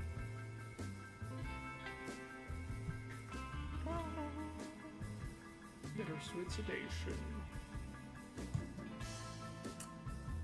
Take that not on my... Hey, be kind. Be kind here. My thing's just falling over there. I'm gonna turn this down a little bit. Yeah, interesting. So we've got some interesting notes.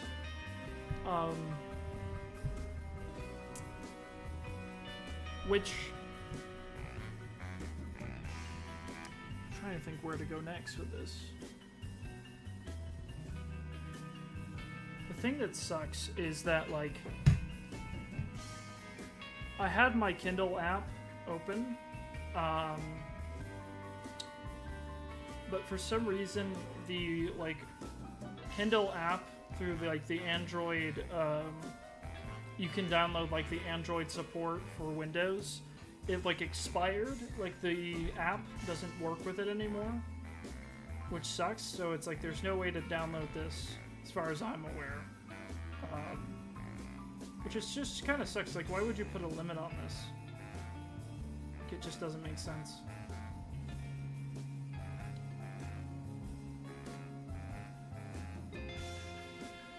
But I don't know if there's a way to do anything with it.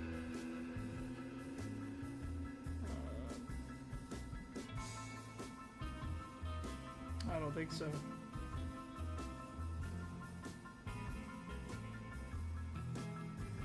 It's not even letting me do any of that. That's weird. Okay, there we go. That's letting me do something.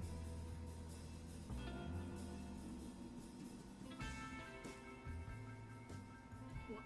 Okay. Why are you doing that? Oh, that's weird. You have exceeded the limit.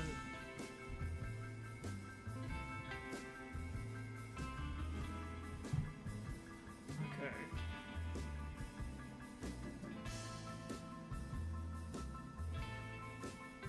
Wait, where can I do that? Actually.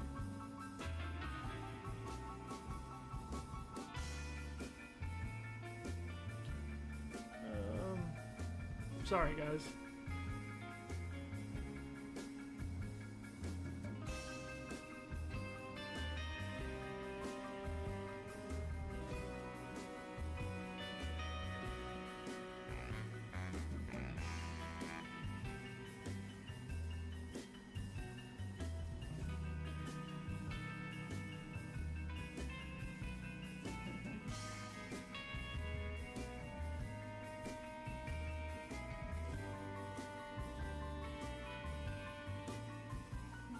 Library, audiobooks, books, devices. Online devices.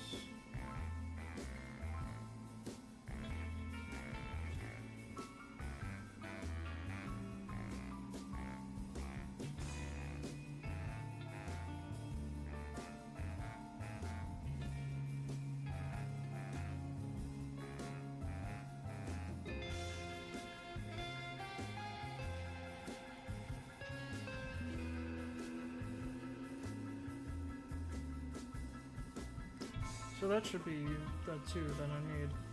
I don't know why it did all that. So dumb.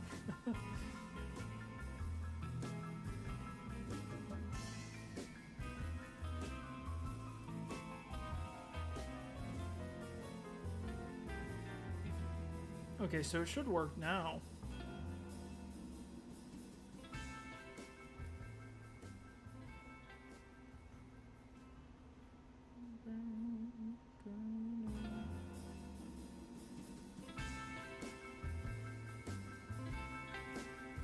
Books.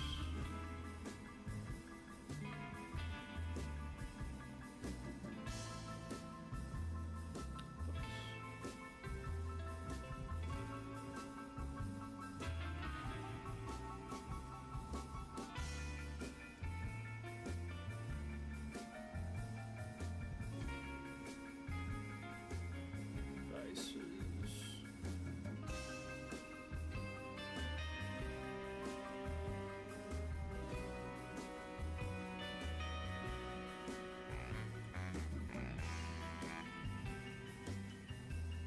What's it doing? Your books. Here we go. Okay, there we go.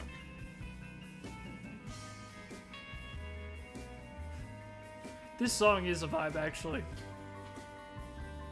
I might change it in just a minute, but this is, which part of the game is this? This is, oh, I don't remember. Oh, you want to know something wild? Can I find this? Because this has been stuck in my head for, like, ever. Let's see. Into the pit. Into the pit. 5 nights FNAF. Into the pit. Atmosphere. Atmosphere. Okay, ambiance. Ambiance is what I'm looking for. Okay, atmospheric. Hiding in the attic, but hold on.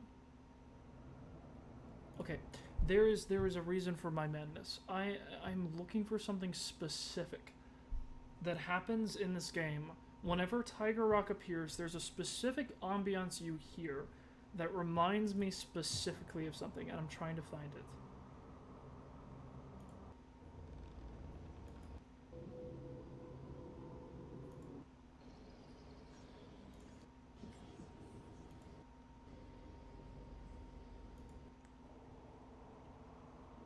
And it's like a sort of like wind chimes.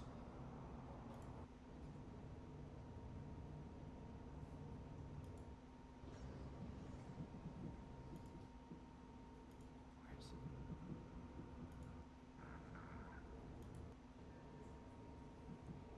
Wait. I think it's...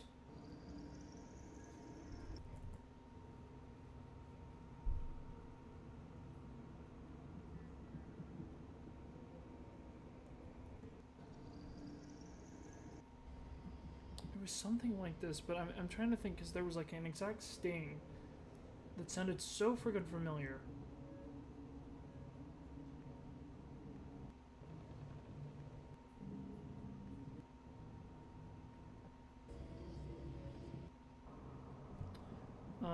Let's see, hiding under bed.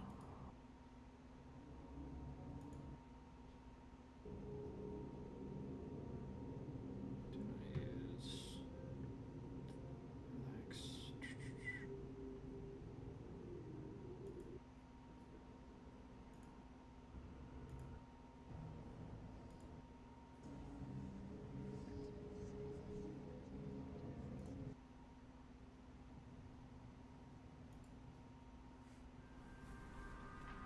No, that's not it. I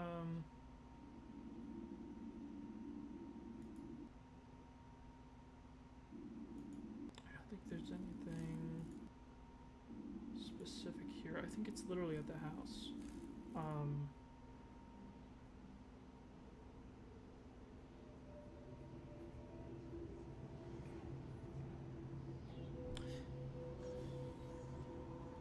Do we think... I don't know if this... I don't know if that's dumb to think.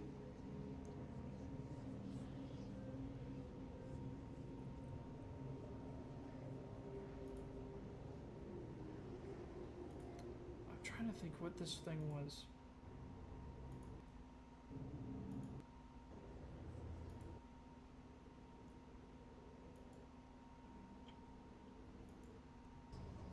It's gotta be somewhere around here. Like the, I know I'm just listening to weird ambient sounds, but like, there's something here that I'm trying to think of. It's like wind chimes.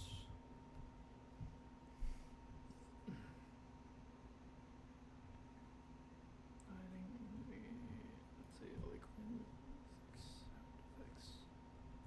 Where is it?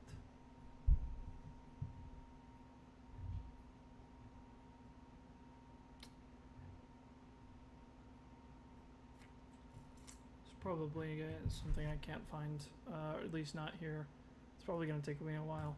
There's like a specific, okay, there's like what I'm looking for. There's like a specific wind chime kind of sound. And, actually, you know what? Hold on. I'm in that area. Well, wait, hold on. Did I just go up? I don't think I had yet.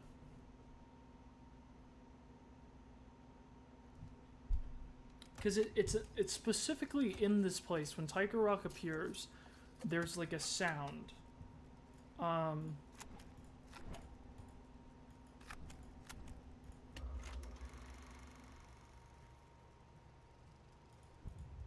why does it keep doing that? It's so annoying. Why am I pressing that button?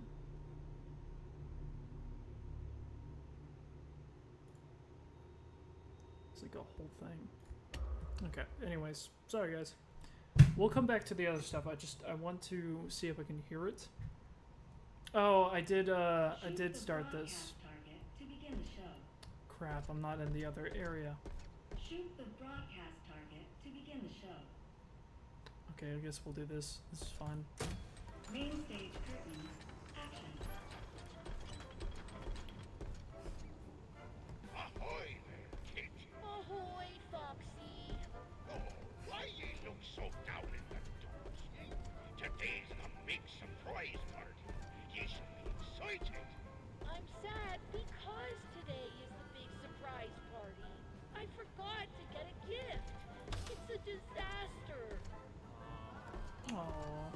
Shiver, timbers, no. This is like such a long section, All hands on deck. too. I really wanted to get back to that other area, but this is like a whole thing. Lads, did none of ye get a present? About an IOE. No, Roxy, I want a present. Foxy. We need the perfect present for the big I love this surprise guy's party. voice so much. Is that the Bouncing. perfect present coming right up? Yarg! What's all this racket? Foxy, you woke up The captain. Are we under attack?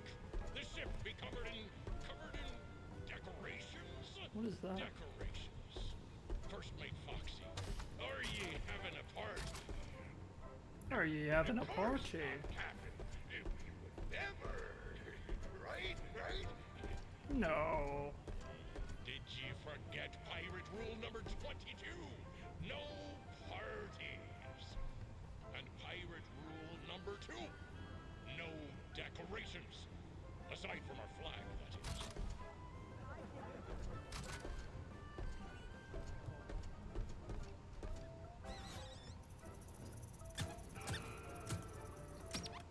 I know. I think that like the thing is, I don't necessarily have to attack those people.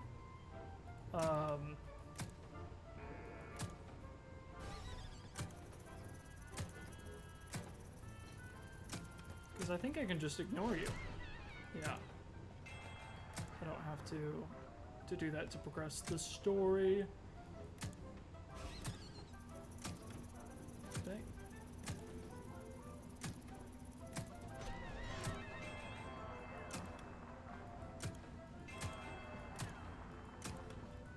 Actually doing pretty good. It's just such a long section, but I do like it.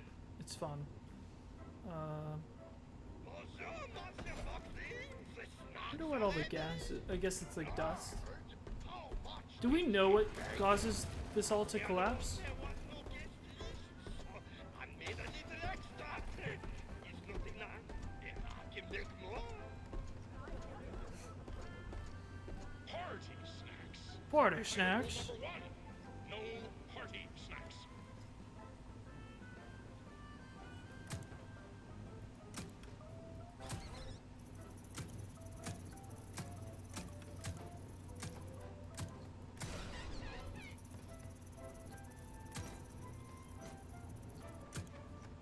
You don't have to attack me, man.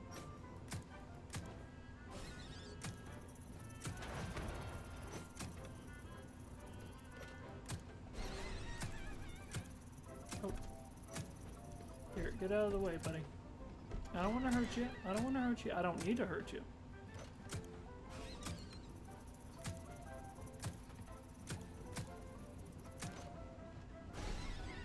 Why you gotta make this so difficult? I do wonder what the benefits for hitting like. Hold your fire! Foxy! Foxy, it's done! It's Give me done. all I've got, Foxy! I do like that the administration like upgrade was over here and then it like falls through. It's a fun thing. Curse ye, Foxy! Every sailor knows Rocktopi are drawn to boat parties. This is why sailors don't have boat parties. Hey, man. Groovy party. What do you got to eat? Come on, lads! Stop that octopus! Stop that octopus! Oh, that was a bad first shot. Dang. Didn't even need to do anything.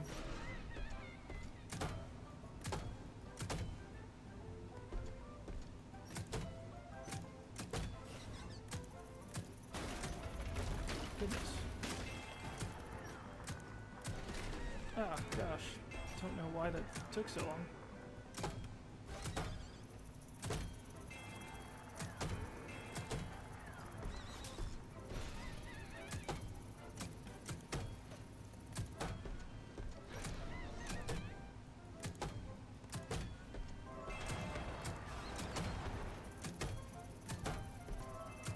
Get out of the way.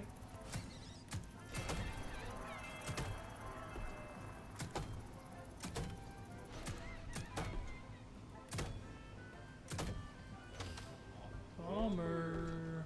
This party's a downer, man. What a bunch of squares. Well done, lads. You all work together for once. Is it the mimic?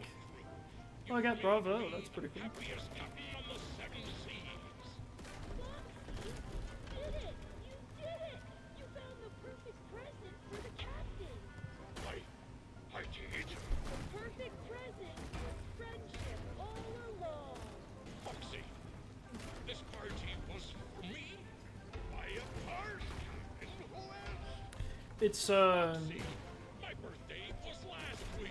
it's kind of sad to know that like this was like Fiona's whole thing, and like the puppets were like made by her, Shoot the target. and that this was just another way that Edwin replaced her. It was like, oh, I can just make a program that like, oh gosh, here I go, Dolly. Dolly, where are you? That's really sad, just like the fact that like, interesting, I can't get over the Artemis thing. That's gonna be in my head all day. No. Poor captain. Another Springlock failure? According to your records, this is not your first visit to the service hospital. Scanning. Error. It appears you have a foreign object wedged inside. Now don't you worry. We will get you all sorted out. Stay right there, and I will consult the service manual. And you know what's crazy too? The fact that Artemis ran like effectively a bear cult, and the thing guarding the dark woods hut that the witch resides in is a bear. It's just crazy. Like that whole thing being based on that Greek mythology is so fun. My goodness, I'm gonna need to make a video on that. I need to make a theory video on this kind of stuff so I can like comprehensively convey this information for the community, because I think, yep, 4625, which means Dolly, you may be related to M1 in some way, considering 4625 is the frequency that Fiona's tied to, which is the mysterious Russian communication, the buzzer. It's on frequency 4625. Very mysterious. What are these? Are these like medicines? Interesting. Huh.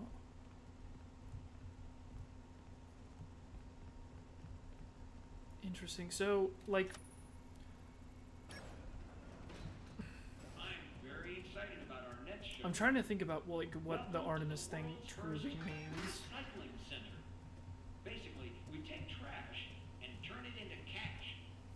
To explain how it all works, let me introduce one of our many hard-working recycling automations. Hello, Nurse Dolly. That gets me every time. What's up with the mojo there? Fun to go with a doll hospital team. Pretty neat, huh? Dolly, tell them what you do. I am Recycling. Edwin Murray coined the term. It will soon be an industry. You know, I know the dialogue, guys, too well. Which is what M1 is doing. Which is really interesting when you consider FNAF 4. Green goo, why? No, get back to work. What are those? But Edwin, how does it work, you may ask? Well, we collect various discarded materials. I'm talking about broken Midway games, costumes, computer and television, vacuum cleaners, toasters, and precious metals. Those useless things are then used to create new Midway games. Okay. Costumes and technologies for your family fun centers at a discounted price. And what we can't use is broken down into its basic components, which we then sell at a profit.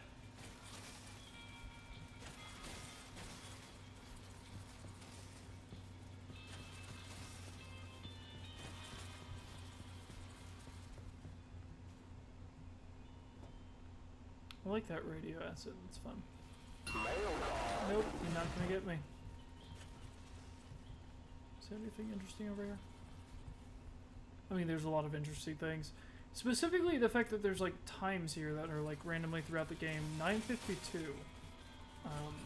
I've taken a note of that. A lot of random stuff. It's fun.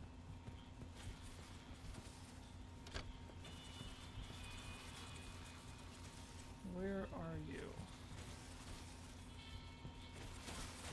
Oh gosh.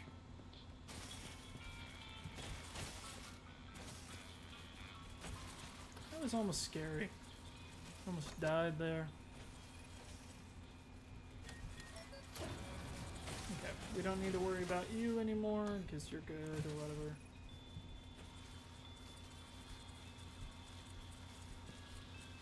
Yep, you're now an issue.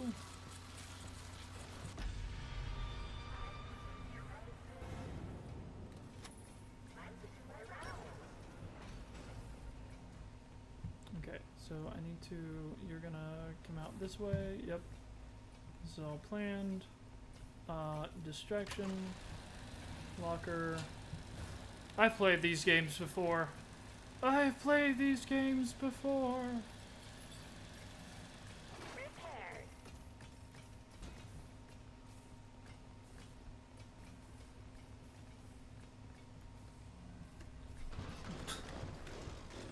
Mean. Don't worry, guys. It's fine. Don't worry about it. So, I just want to get that last collectible. Honestly, that's kind of what I'm focusing on right now. But I don't know where in the point I can access that in the game. I think it's actually when I finish the Chica scene. I think potentially. Okay, so I need to gather the trash together, which this part's not too difficult. I think I got all of this together. I might die a few times, but I just want to gather this stuff.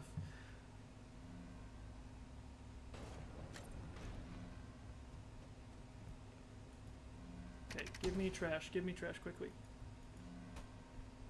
Okay, where are you coming out of? I don't want to go that way. I feel like that's not the way I want to go either. Ah, crap, which is the way to go? Oh, crap.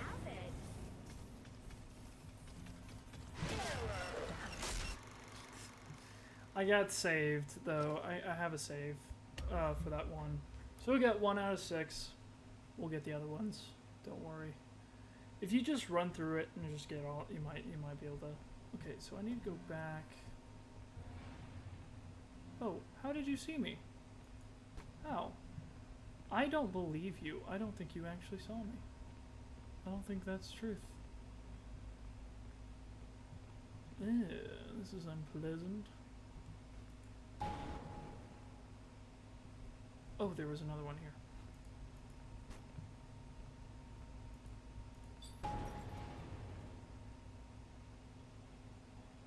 So that's 3. There should be...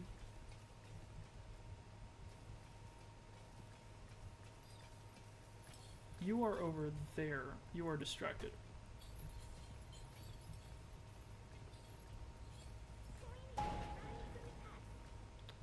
So I should be okay to do this.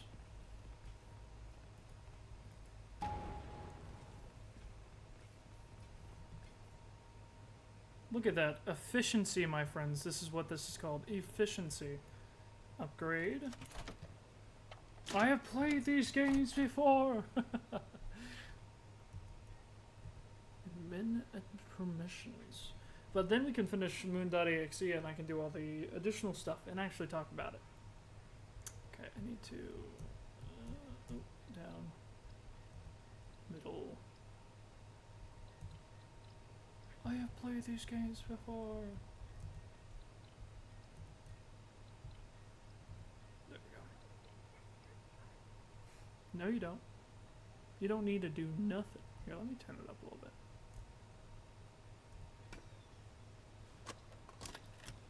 Get that nice crisp sound.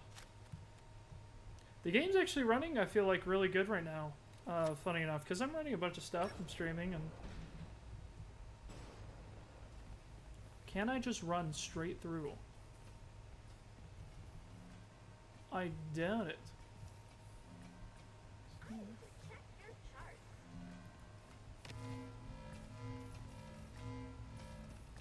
Oh, I'm missing one. Oh, it's from that room. My bad. I got ahead of myself. Don't kill me.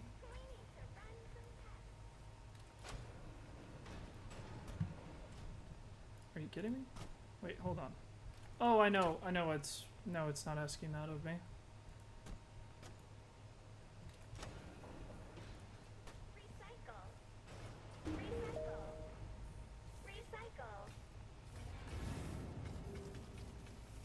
Don't kill me. Or do. I don't care. Because I have played these games before. I am not a robot. I am a human. Okay, anyways, I think that it saved that.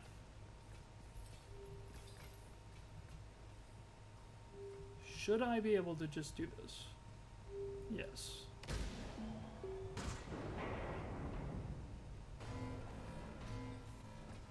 Alright, time to throw you off a building. Nope. Dolly go bye-bye for 5 seconds.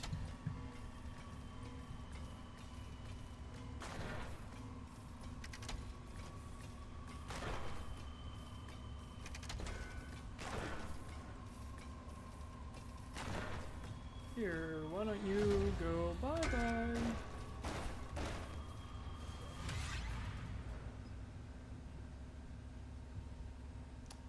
I like this game. It's fun.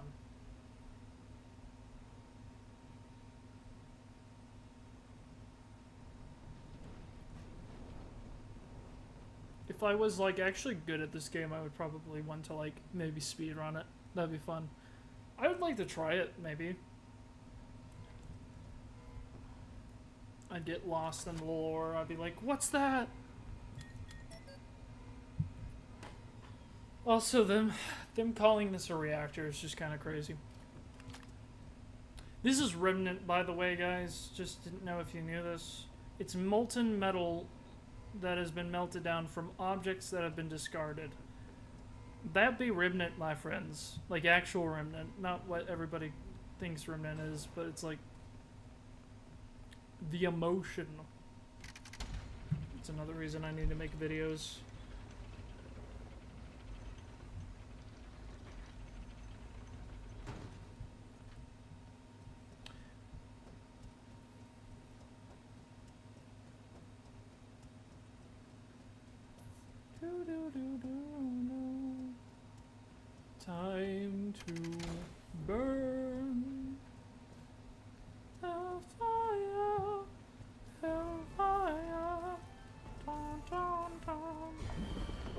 this song.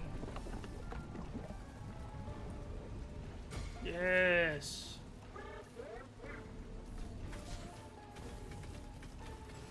Run. Separate. Salvage.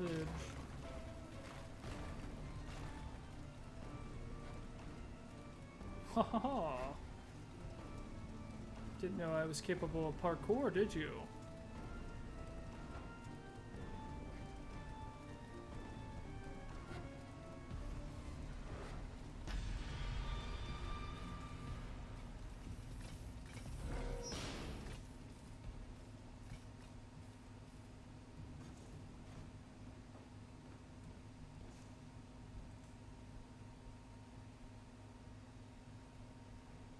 I think we're almost to the point where we can do this. It's such an awkward movement.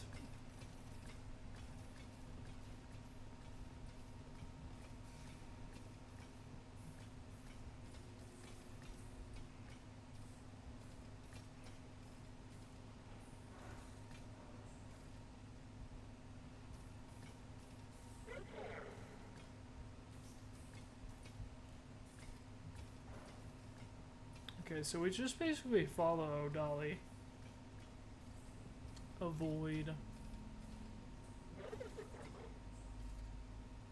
No disassemble.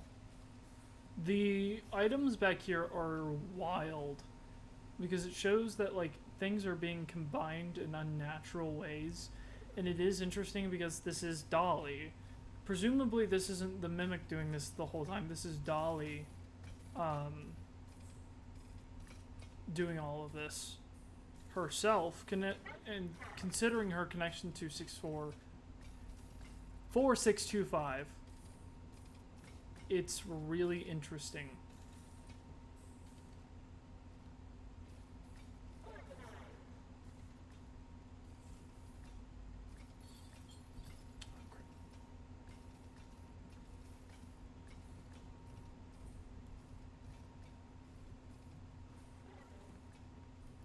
Okay. Now we gotta do the whole elevator fix thing, but then we'll be done with Ollie, and then we can move on and hopefully get to the top section, which will allow us, I believe, to get to the roof. We just need the net. Dolly, look, you're gonna learn not to do that anymore. Like, you're gonna learn elevators are not for you, and they're not your friend.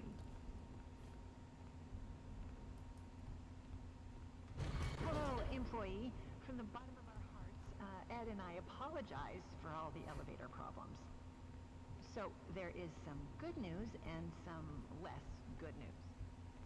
The good news is that you can make repairs from inside the elevator. You don't have to wait around until someone notices that it's stuck and fixes it. The less good news is that you won't have the lives of your fellow employees weighing on your conscience if things take a downward turn. Because you're in the elevator as well, which is still good, but less good. That's good. Just open the elevator. Come on. You can fix it as a team, and no one person is to blame. Okay, let's just hop right in. I believe, let me Ready see. to take the plunge? Great. Now, turn the elevator off. Next, rebalance the elevator. Oh, my bad. I'm sorry, I just touched it. I'm sorry.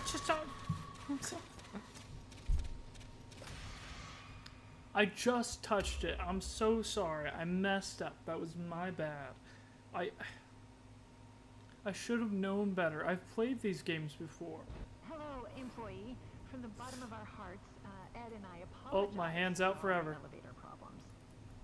So This is just there a is some bug. good news and some less good news. I'm just eager to get to work, The you know? good news is that you can make repairs from inside the elevator. You don't have to wait around until someone notices that it's My hand is stuck just and here. fixes it. The less good news is that you won't have the lives of your fellow employees weighing on your conscience if things take a downward turn. I'm just like, hold up. You're in the elevator Hold up. as well, which is still good, but less good. You can fix it as a team, and no one person is to blame. Okay, let's just hop right in. Now, turn the elevator off. Next, rebalance the elevator. This was my That's bad. it. No details? Ugh. Yeah, no, it's okay. I've played these games before. It's fine. It's fine. If I grab the wrong thing, though, it probably will not be fine.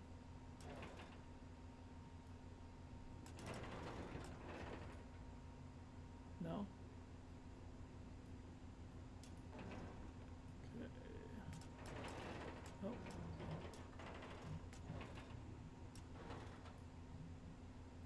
When the rebalancing is complete, open the elevator doors. Press the open maintenance hatch button.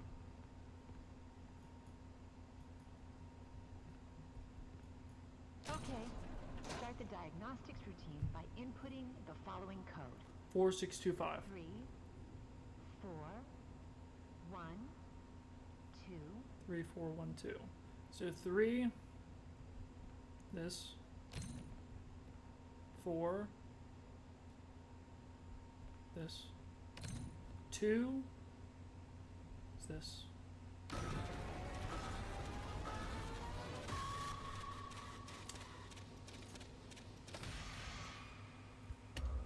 It was not right. I messed up majorly. Okay, start the diagnostics routine by inputting the following code. 1, 2, 4, 3. 1 2 4 3. 1 2 2 4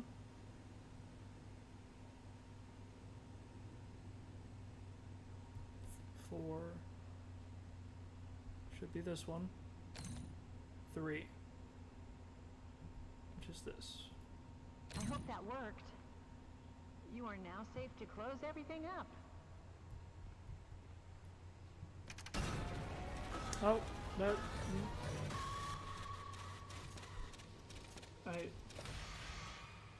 I know. I've played these games before, but apparently not enough. Okay. I just wanted to get past this part. I don't want to continue to play this over and over again. Start the diagnostics routine by inputting the following code. 3, 2, 4, 1. 3 2 1 4 1. 3 2 3 2 4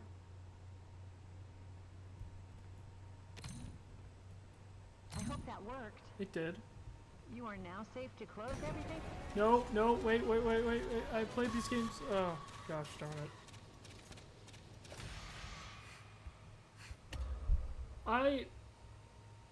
That's annoying. My goodness. The fact that I've beaten these before and I can't beat them again. Start the diagnostics routine by inputting the following code. 3, 2, 1, 4. 3 2 wait, it's 3 2 4 1? Is that right? 3 2 4 1? 3 I think it is. 2 4 I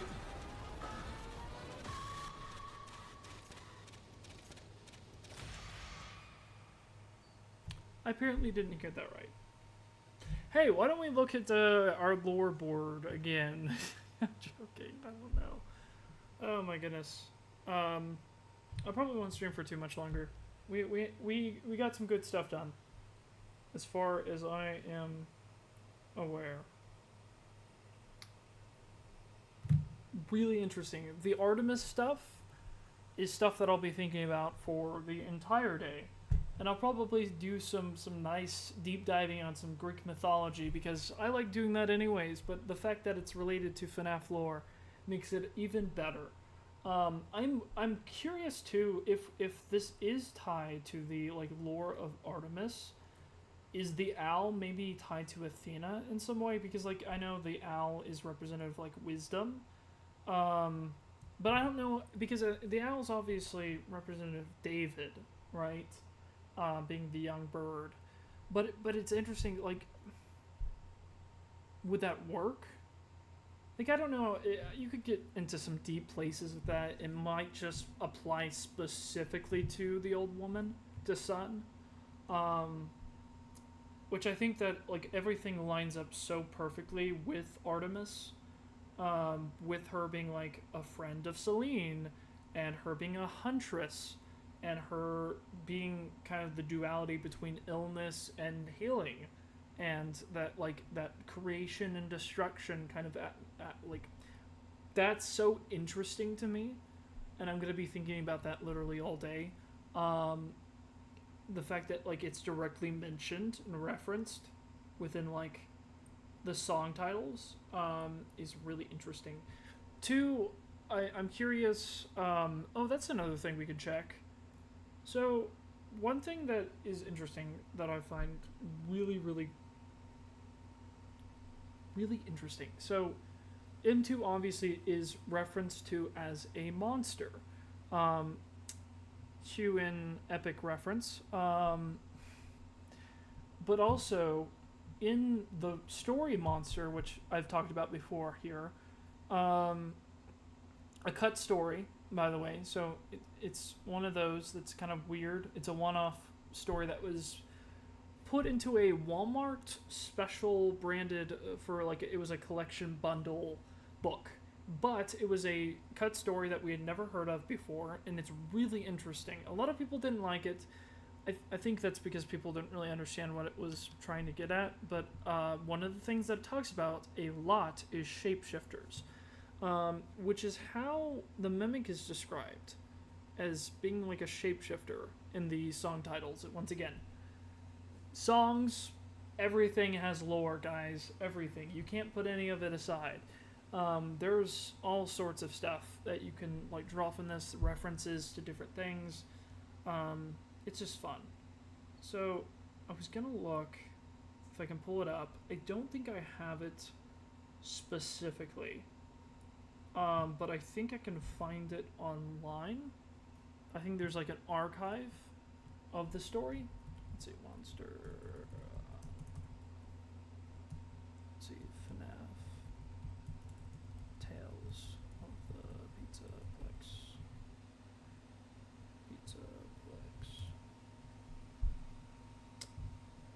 Monster. And to be honest, I would really love to go through like every single story and like show how it ties to the different ones, because I think that would be really interesting. Here, I'm just gonna quit out of this so my computer doesn't explode. I was gonna look for, okay,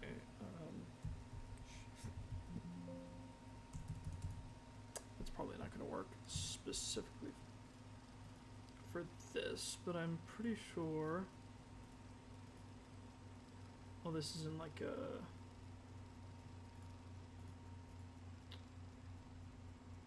oh, this is in like a different language.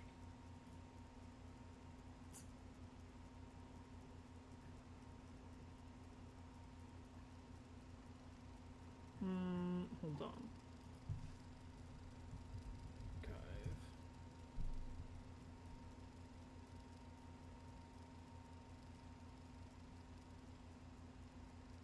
It's gotta be here somewhere. Oh, I think this is it. This story, oh, this is weird.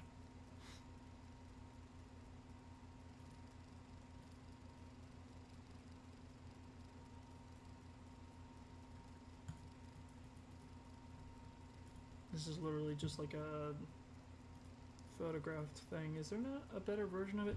I might have the book, actually, now that I'm thinking about it. Oh, you know what? I think I know exactly where that book is.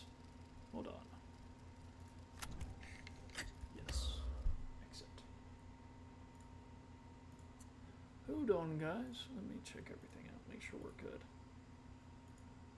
Okay. Let me be back real quick. And get up. Alright.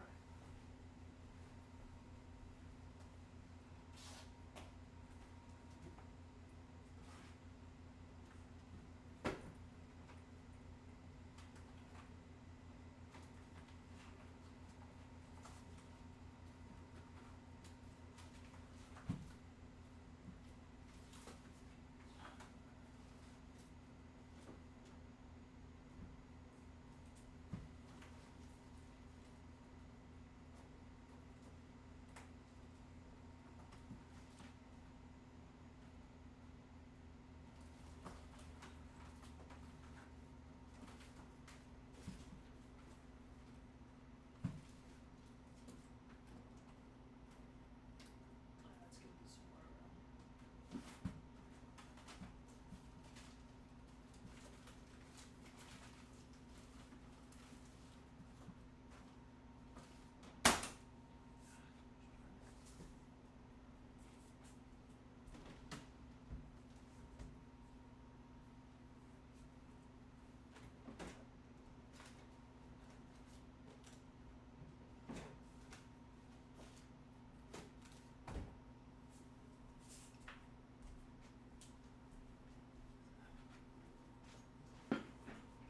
Yeah, that one's hard to find.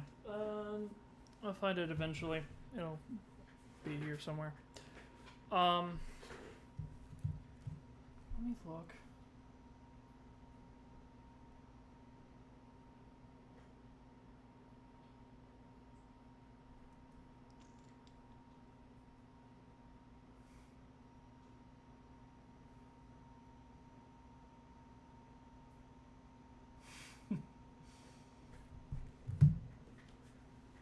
Probably might call it there, honestly. Or, I don't know. Is there anything?